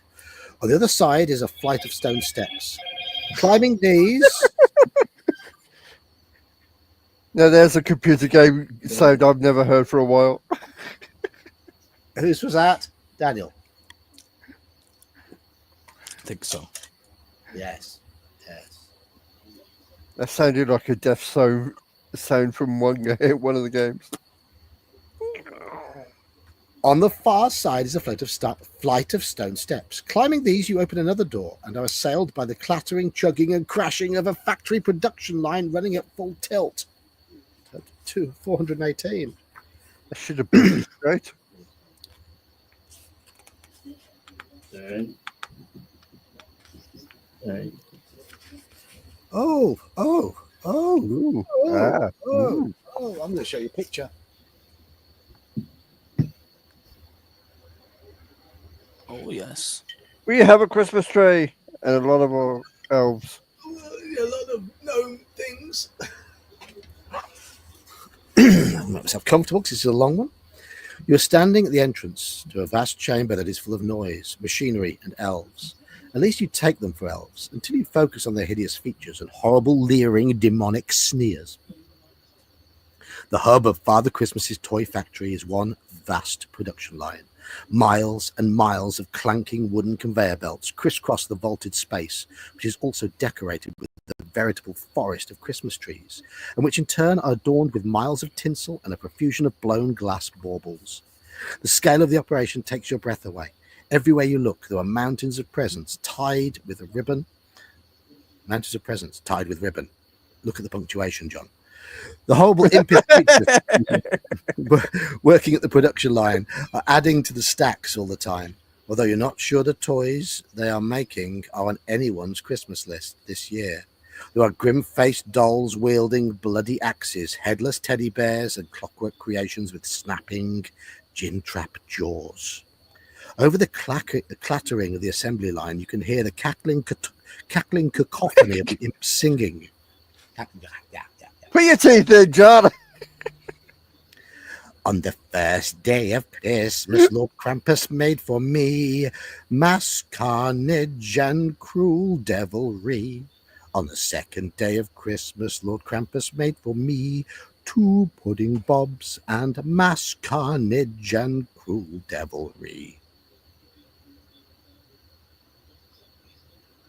And then suddenly, one of the horrors catches sight of you. At the imp's shout of surprise, several of the elf impostors break off from what they're doing and advance towards you, improvised weapons in hand. You've attracted the attention. You have attracted the attention of. Some of them have. Some of them have got sharpened candy canes here. You have attracted the attention of Krampus's little helpers. But how do you want to respond? Face them in battle, run away, or use the box of delights, which we haven't got. You've obviously upset their pool game. So, okay, fight them or run away are our only choices. Run away! No, we want the Christmas tree.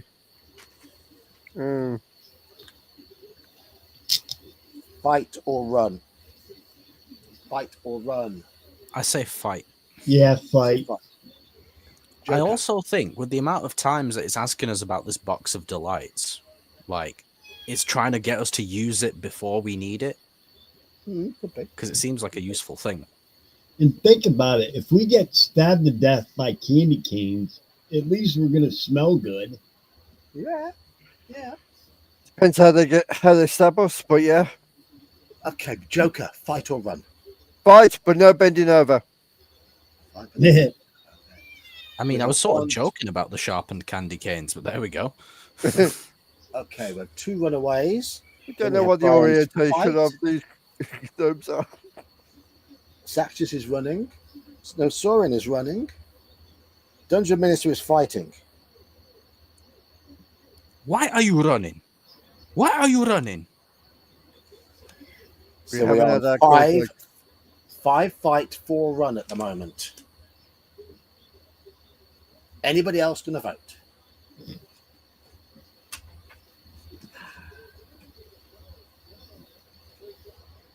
Well, come on. North Pole prison fight with candy cane shanking. Pardon? Well, pardon indeed. Okay, Grim hasn't voted, but Andy has voted run, so we're now at 5-5. So it might come if Grim's still here. She's probably having breakfast because it is early in the morning over there. We're at 5-5. Somebody has fallen over. No, somebody has fallen over. Yeah, I keep getting Discordy things. Discord, that chord, them chord. I don't know who it is. You just went all Ali G there for a moment. Yeah, Discord, that chord, them chord, innit? Ali G was awesome, though. It was very good. Very funny. Yeah, how you think you get the idea for PlayStation 2? Yeah, I watched him before he made a name for himself when he was on the 11 o'clock show with the Ian Lee and Daisy Donovan. Daisy Donovan. Now there's a blast from the past. Oh. Yes, indeed. I wonder what she looks like nowadays. Probably still hot like Jet does.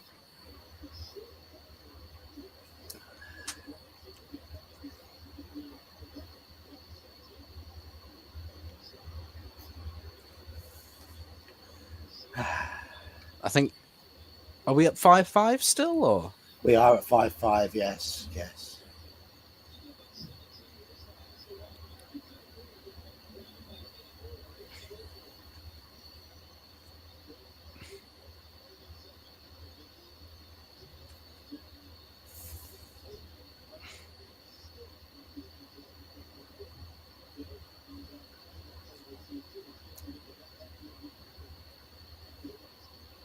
Okay. We can have a game of rock, paper, scissors for it. Iman, you voted to fight. I did. Straw Piglet, you voted to run. You're going to play rock, paper, scissors over Discord. Both of you, PM me in Discord your choice.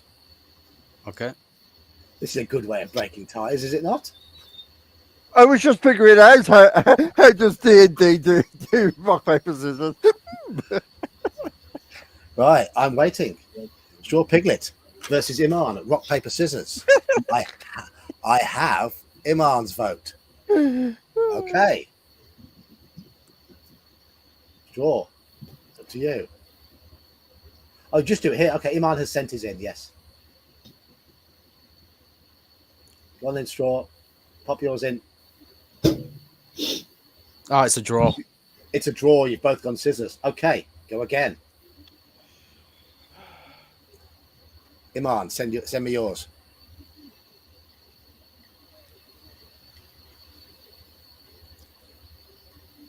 Iman is typing. Okay. Iman's is in. Straw, yours, please.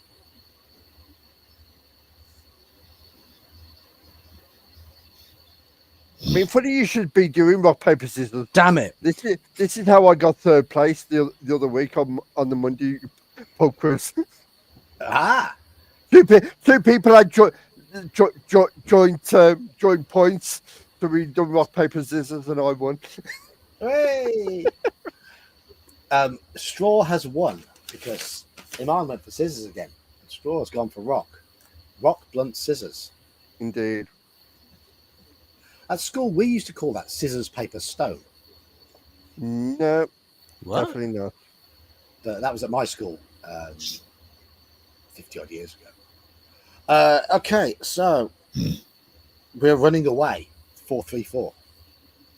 Run away.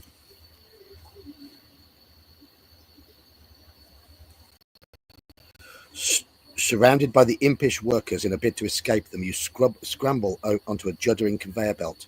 But as you start to ride the rattling track through the factory, an ugly green-skinned creature with large pointed ears, wild yellow eyes, too many teeth, and wearing a tiny Santa suit drops onto the conveyor belt in front of you from another that swings past overhead. Giggling hysterically, the gremlin goes for you. Do we use the pen is mightier, or do we not? Yes. No pen. So, Joker's Now gone it's time for to pen. show him what we got. Joker's gone for pen.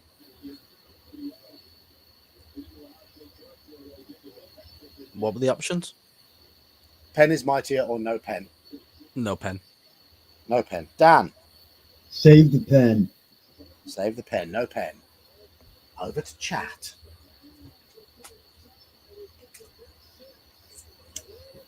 No pen from Brian. No pen.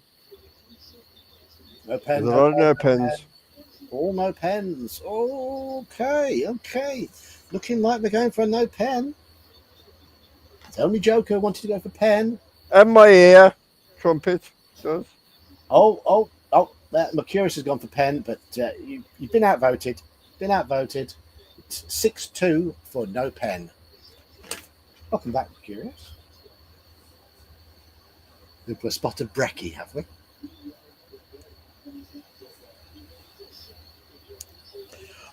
No pen. 3-3-8.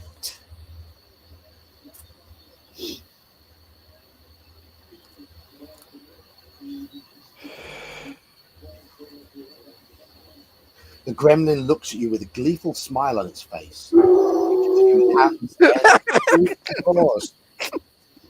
was well timed. That was well timed. Dan, is your dog a gremlin? Yep. Well, you're being nice if you call him the gremlin. But yeah, he is. Is that because you feed him after midnight? Is that what it is? That's because he eats cat turds after midnight. The wife's like, we can't give him beef anymore. I'm like, why? He eats cat shit. But apparently he can't have beef anymore.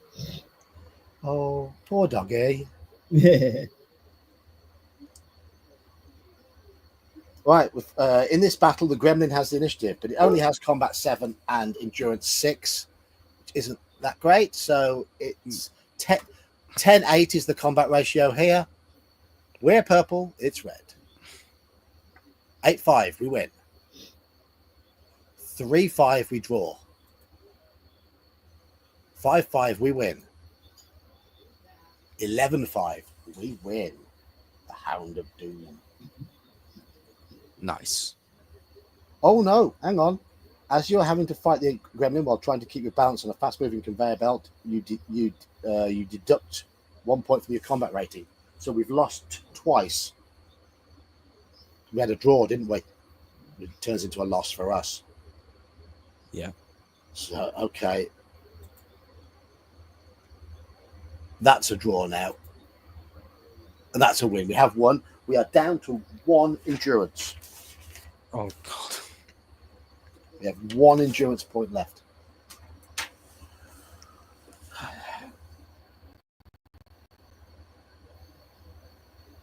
To 301.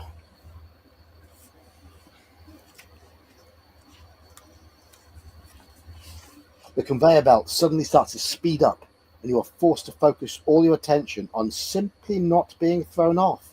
Take an agility test. Okay. I'll go with the brown ones this time. Yes. You end up passing the test. Turn to 278. Yes. Ooh.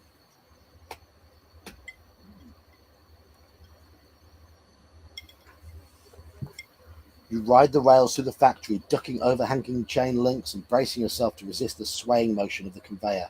Eventually, the belt rises in a steep incline without showing any sign of slowing down. And as you are fast running out of track, you realize you're going to have to jump for it. As the conveyor reaches the top of the incline, with nowhere else to go, you fling yourself forwards into space. You land amidst the branches of one of the trees decorating the workshop. But as you start to slip, you grab hold of a string of fairy lights. As the fairy lights tear free of the tree, you swing down towards the factory floor with an exhilarated cry of "Yippee-ki-yay!" Motherfuckers! The rest of your shout lost amidst the cacophonous roar of what happens next as you land on the ground.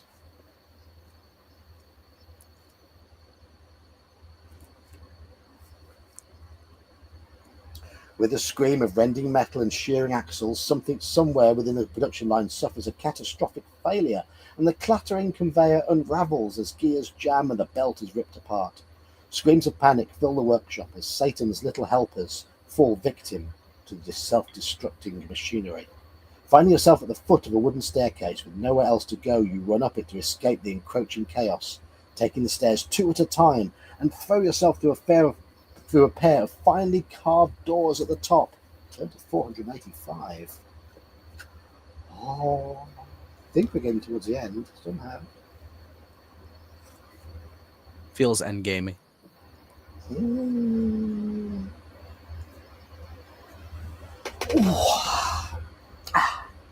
You're standing in what can only be described as a large office. The room is dominated by a huge stone fireplace, and there is a roaring fire burning within it even now.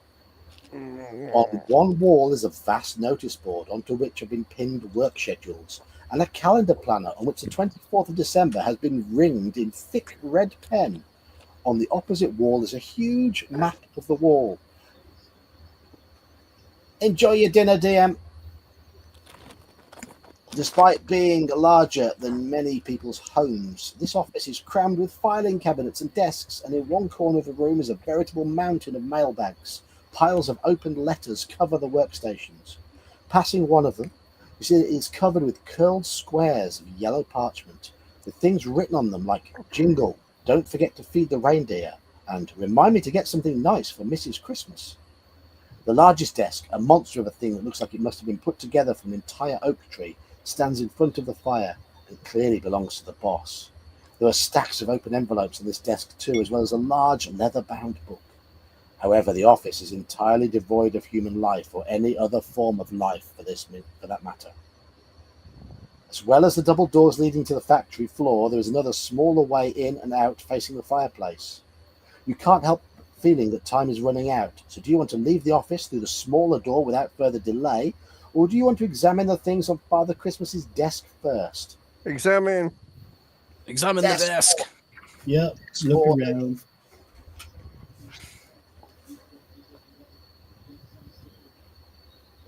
I agree with Straw Piglet. We need a snack break or something. There's been too much chaos. We need like a moment here. We do. Well, we haven't got any food apart from that toffee apple. Do we actually have that toffee apple? Oh, that's good. Yes, we do. Yes, we do. Can we not use it? Desk or leave. Desk or leave. Desk. Lots of votes for desk at the moment.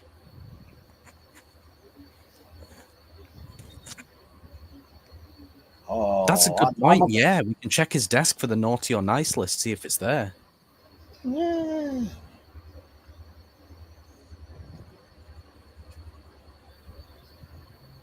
I've been good. I'm a good boy. And this character is obviously indeterminate age, but, you know, old enough to drink. Yeah. Okay, we have 6 votes for desk, no votes for leave. So, come on then. 462.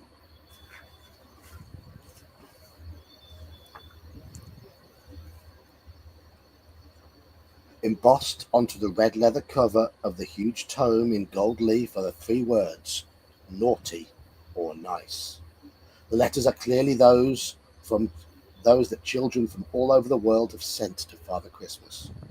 Do we take a closer look at the book, or do we take a closer look at the letters? Book or letters? Book, yeah. The book.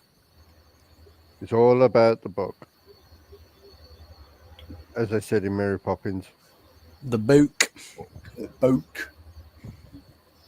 Book or letters? Let's have a look at book. Look at book. Yeah. More votes for book. 5 votes for book now. No one's interested in the kids' letters. Who cares? Yeah. Look at book. Book it is. Well, there's 7 votes for book and no votes for letters. So screw the kids. Straight on with the book. Let's see if they're naughty or nice. So, do we think Daniel's been naughty or nice? I can tell you already. I might be naughty. Do we think Joker's been naughty or nice? I can try to tell you already.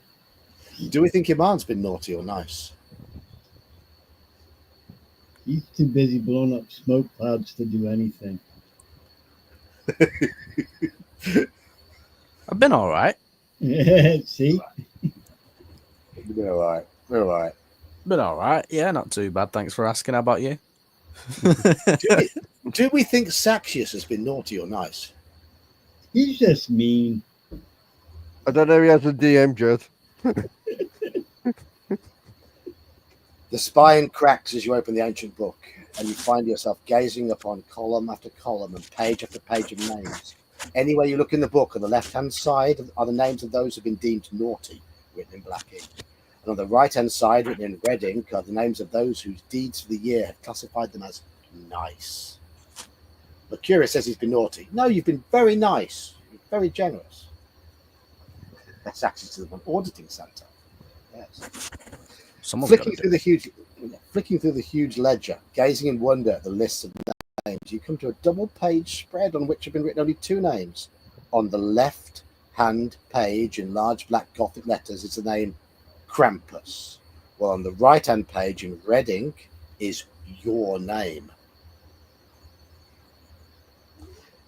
You now have 1 extra use of the naughty or nice special ability. Yes. Okay. We've got naughty or nice back. We now know we've been nice. If you want to take the book with you, add the Ledger of Souls to your list of equipment and make a note that your name appears on page 400. Okay, yeah, let's take it with us. Ledger, page 400. Our name. You are suddenly aware of the fluttering sound coming from the stone-built fireplace. It sounds like something has got stuck up the chimney. What do we do? Go over to the fireplace and take a look. Do we read the letters, or do we leave the office and continue our search for Father Christmas? So look at fireplace, letters, or leave. Letters. Fireplace. Fireplace.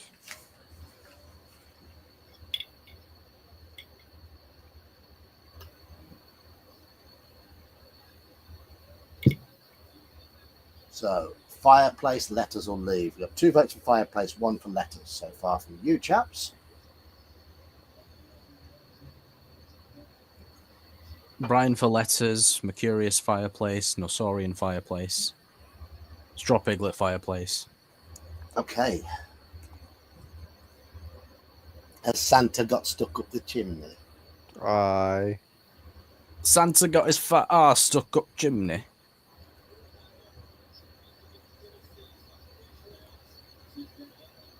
Andy says fireplace. Michael says letters. Axius says letters.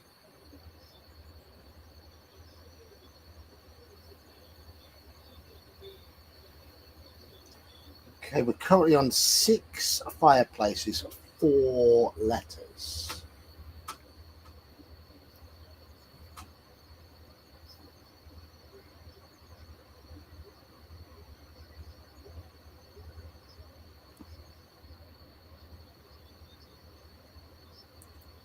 Six fireplaces, 4 letters. Any more votes? I think that's probably it, because we've got 11 people here.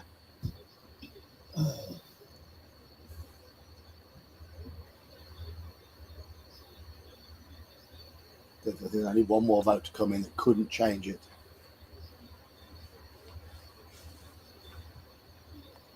So, fireplace. 471. 479. 479.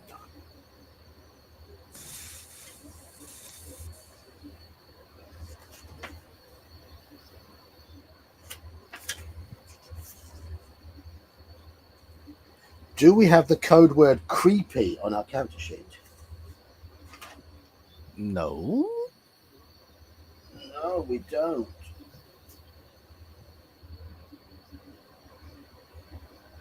No. 437.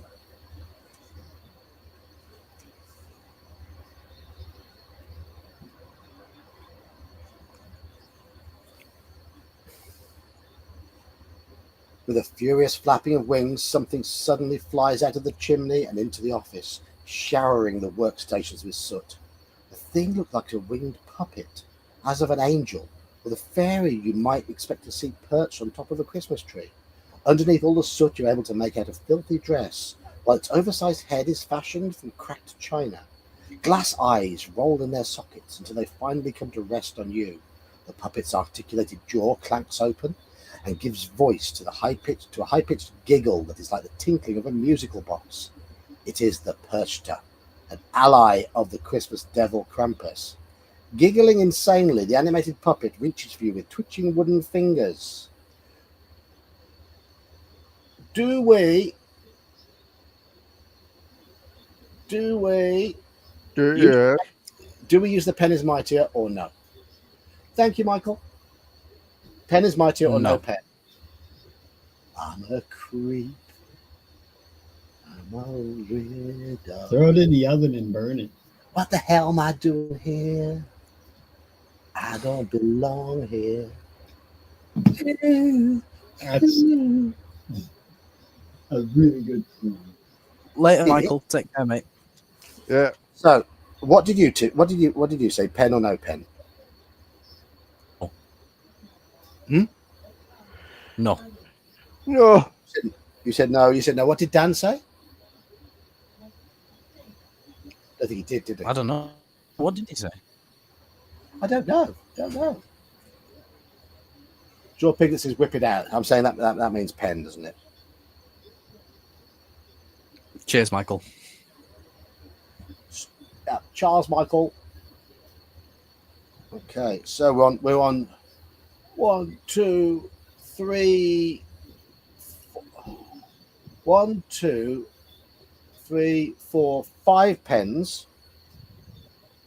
No pen. Yeah, no pen. No pen. You said no pen as well. We're on 5-5 then. 5-5. Chat have gone for 5 pens and 2 no pens, whereas you've all gone I'll for rock, no paper, pens. scissors you again, Straw.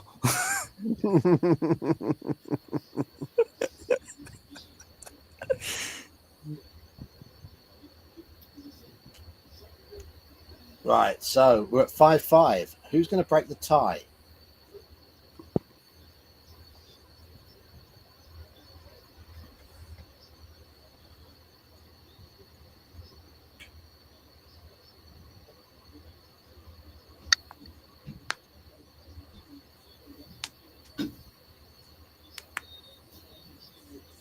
Anybody going to break the tie?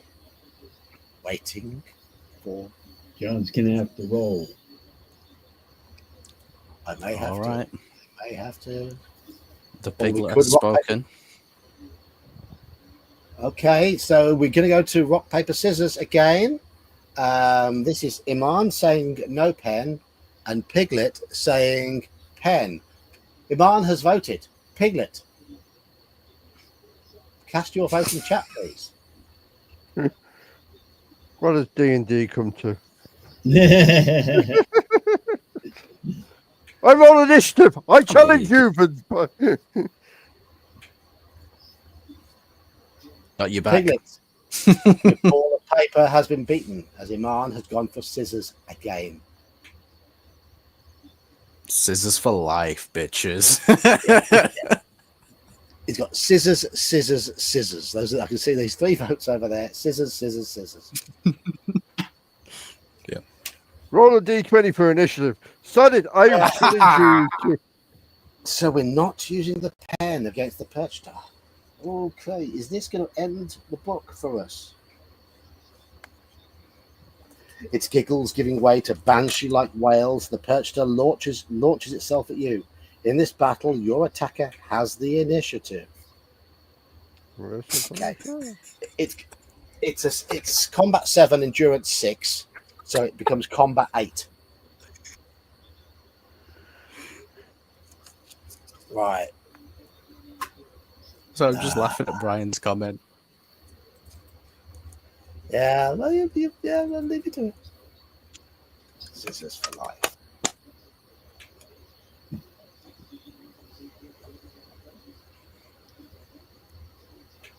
I mean, I reckon we're probably going to die either way because we're on 1 health, but yeah. Yeah, we've got a 2-point advantage, but it's got 6. We've got to hit it 3 times without it beating us at all. But we have a 2-point advantage. We are blue. It is red.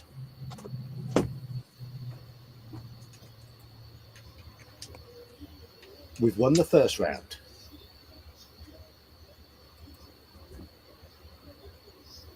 We tie.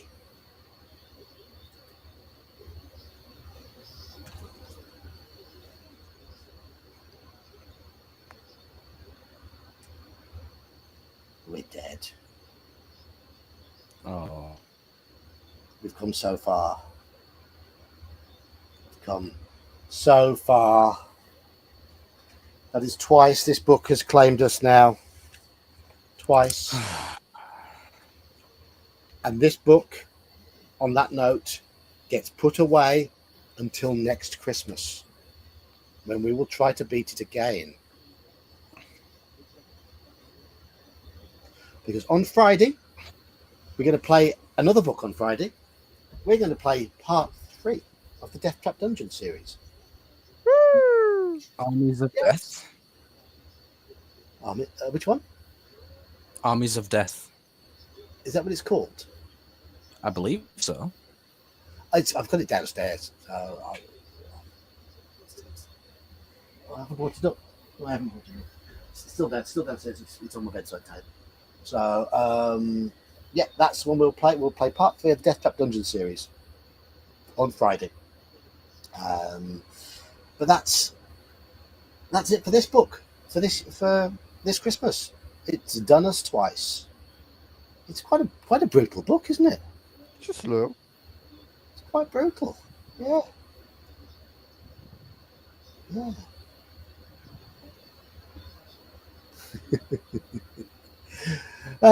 Right. Anyway, and I'll be back to the usual Wednesday type streams next week. We'll try and think of some topics, things to approach this year.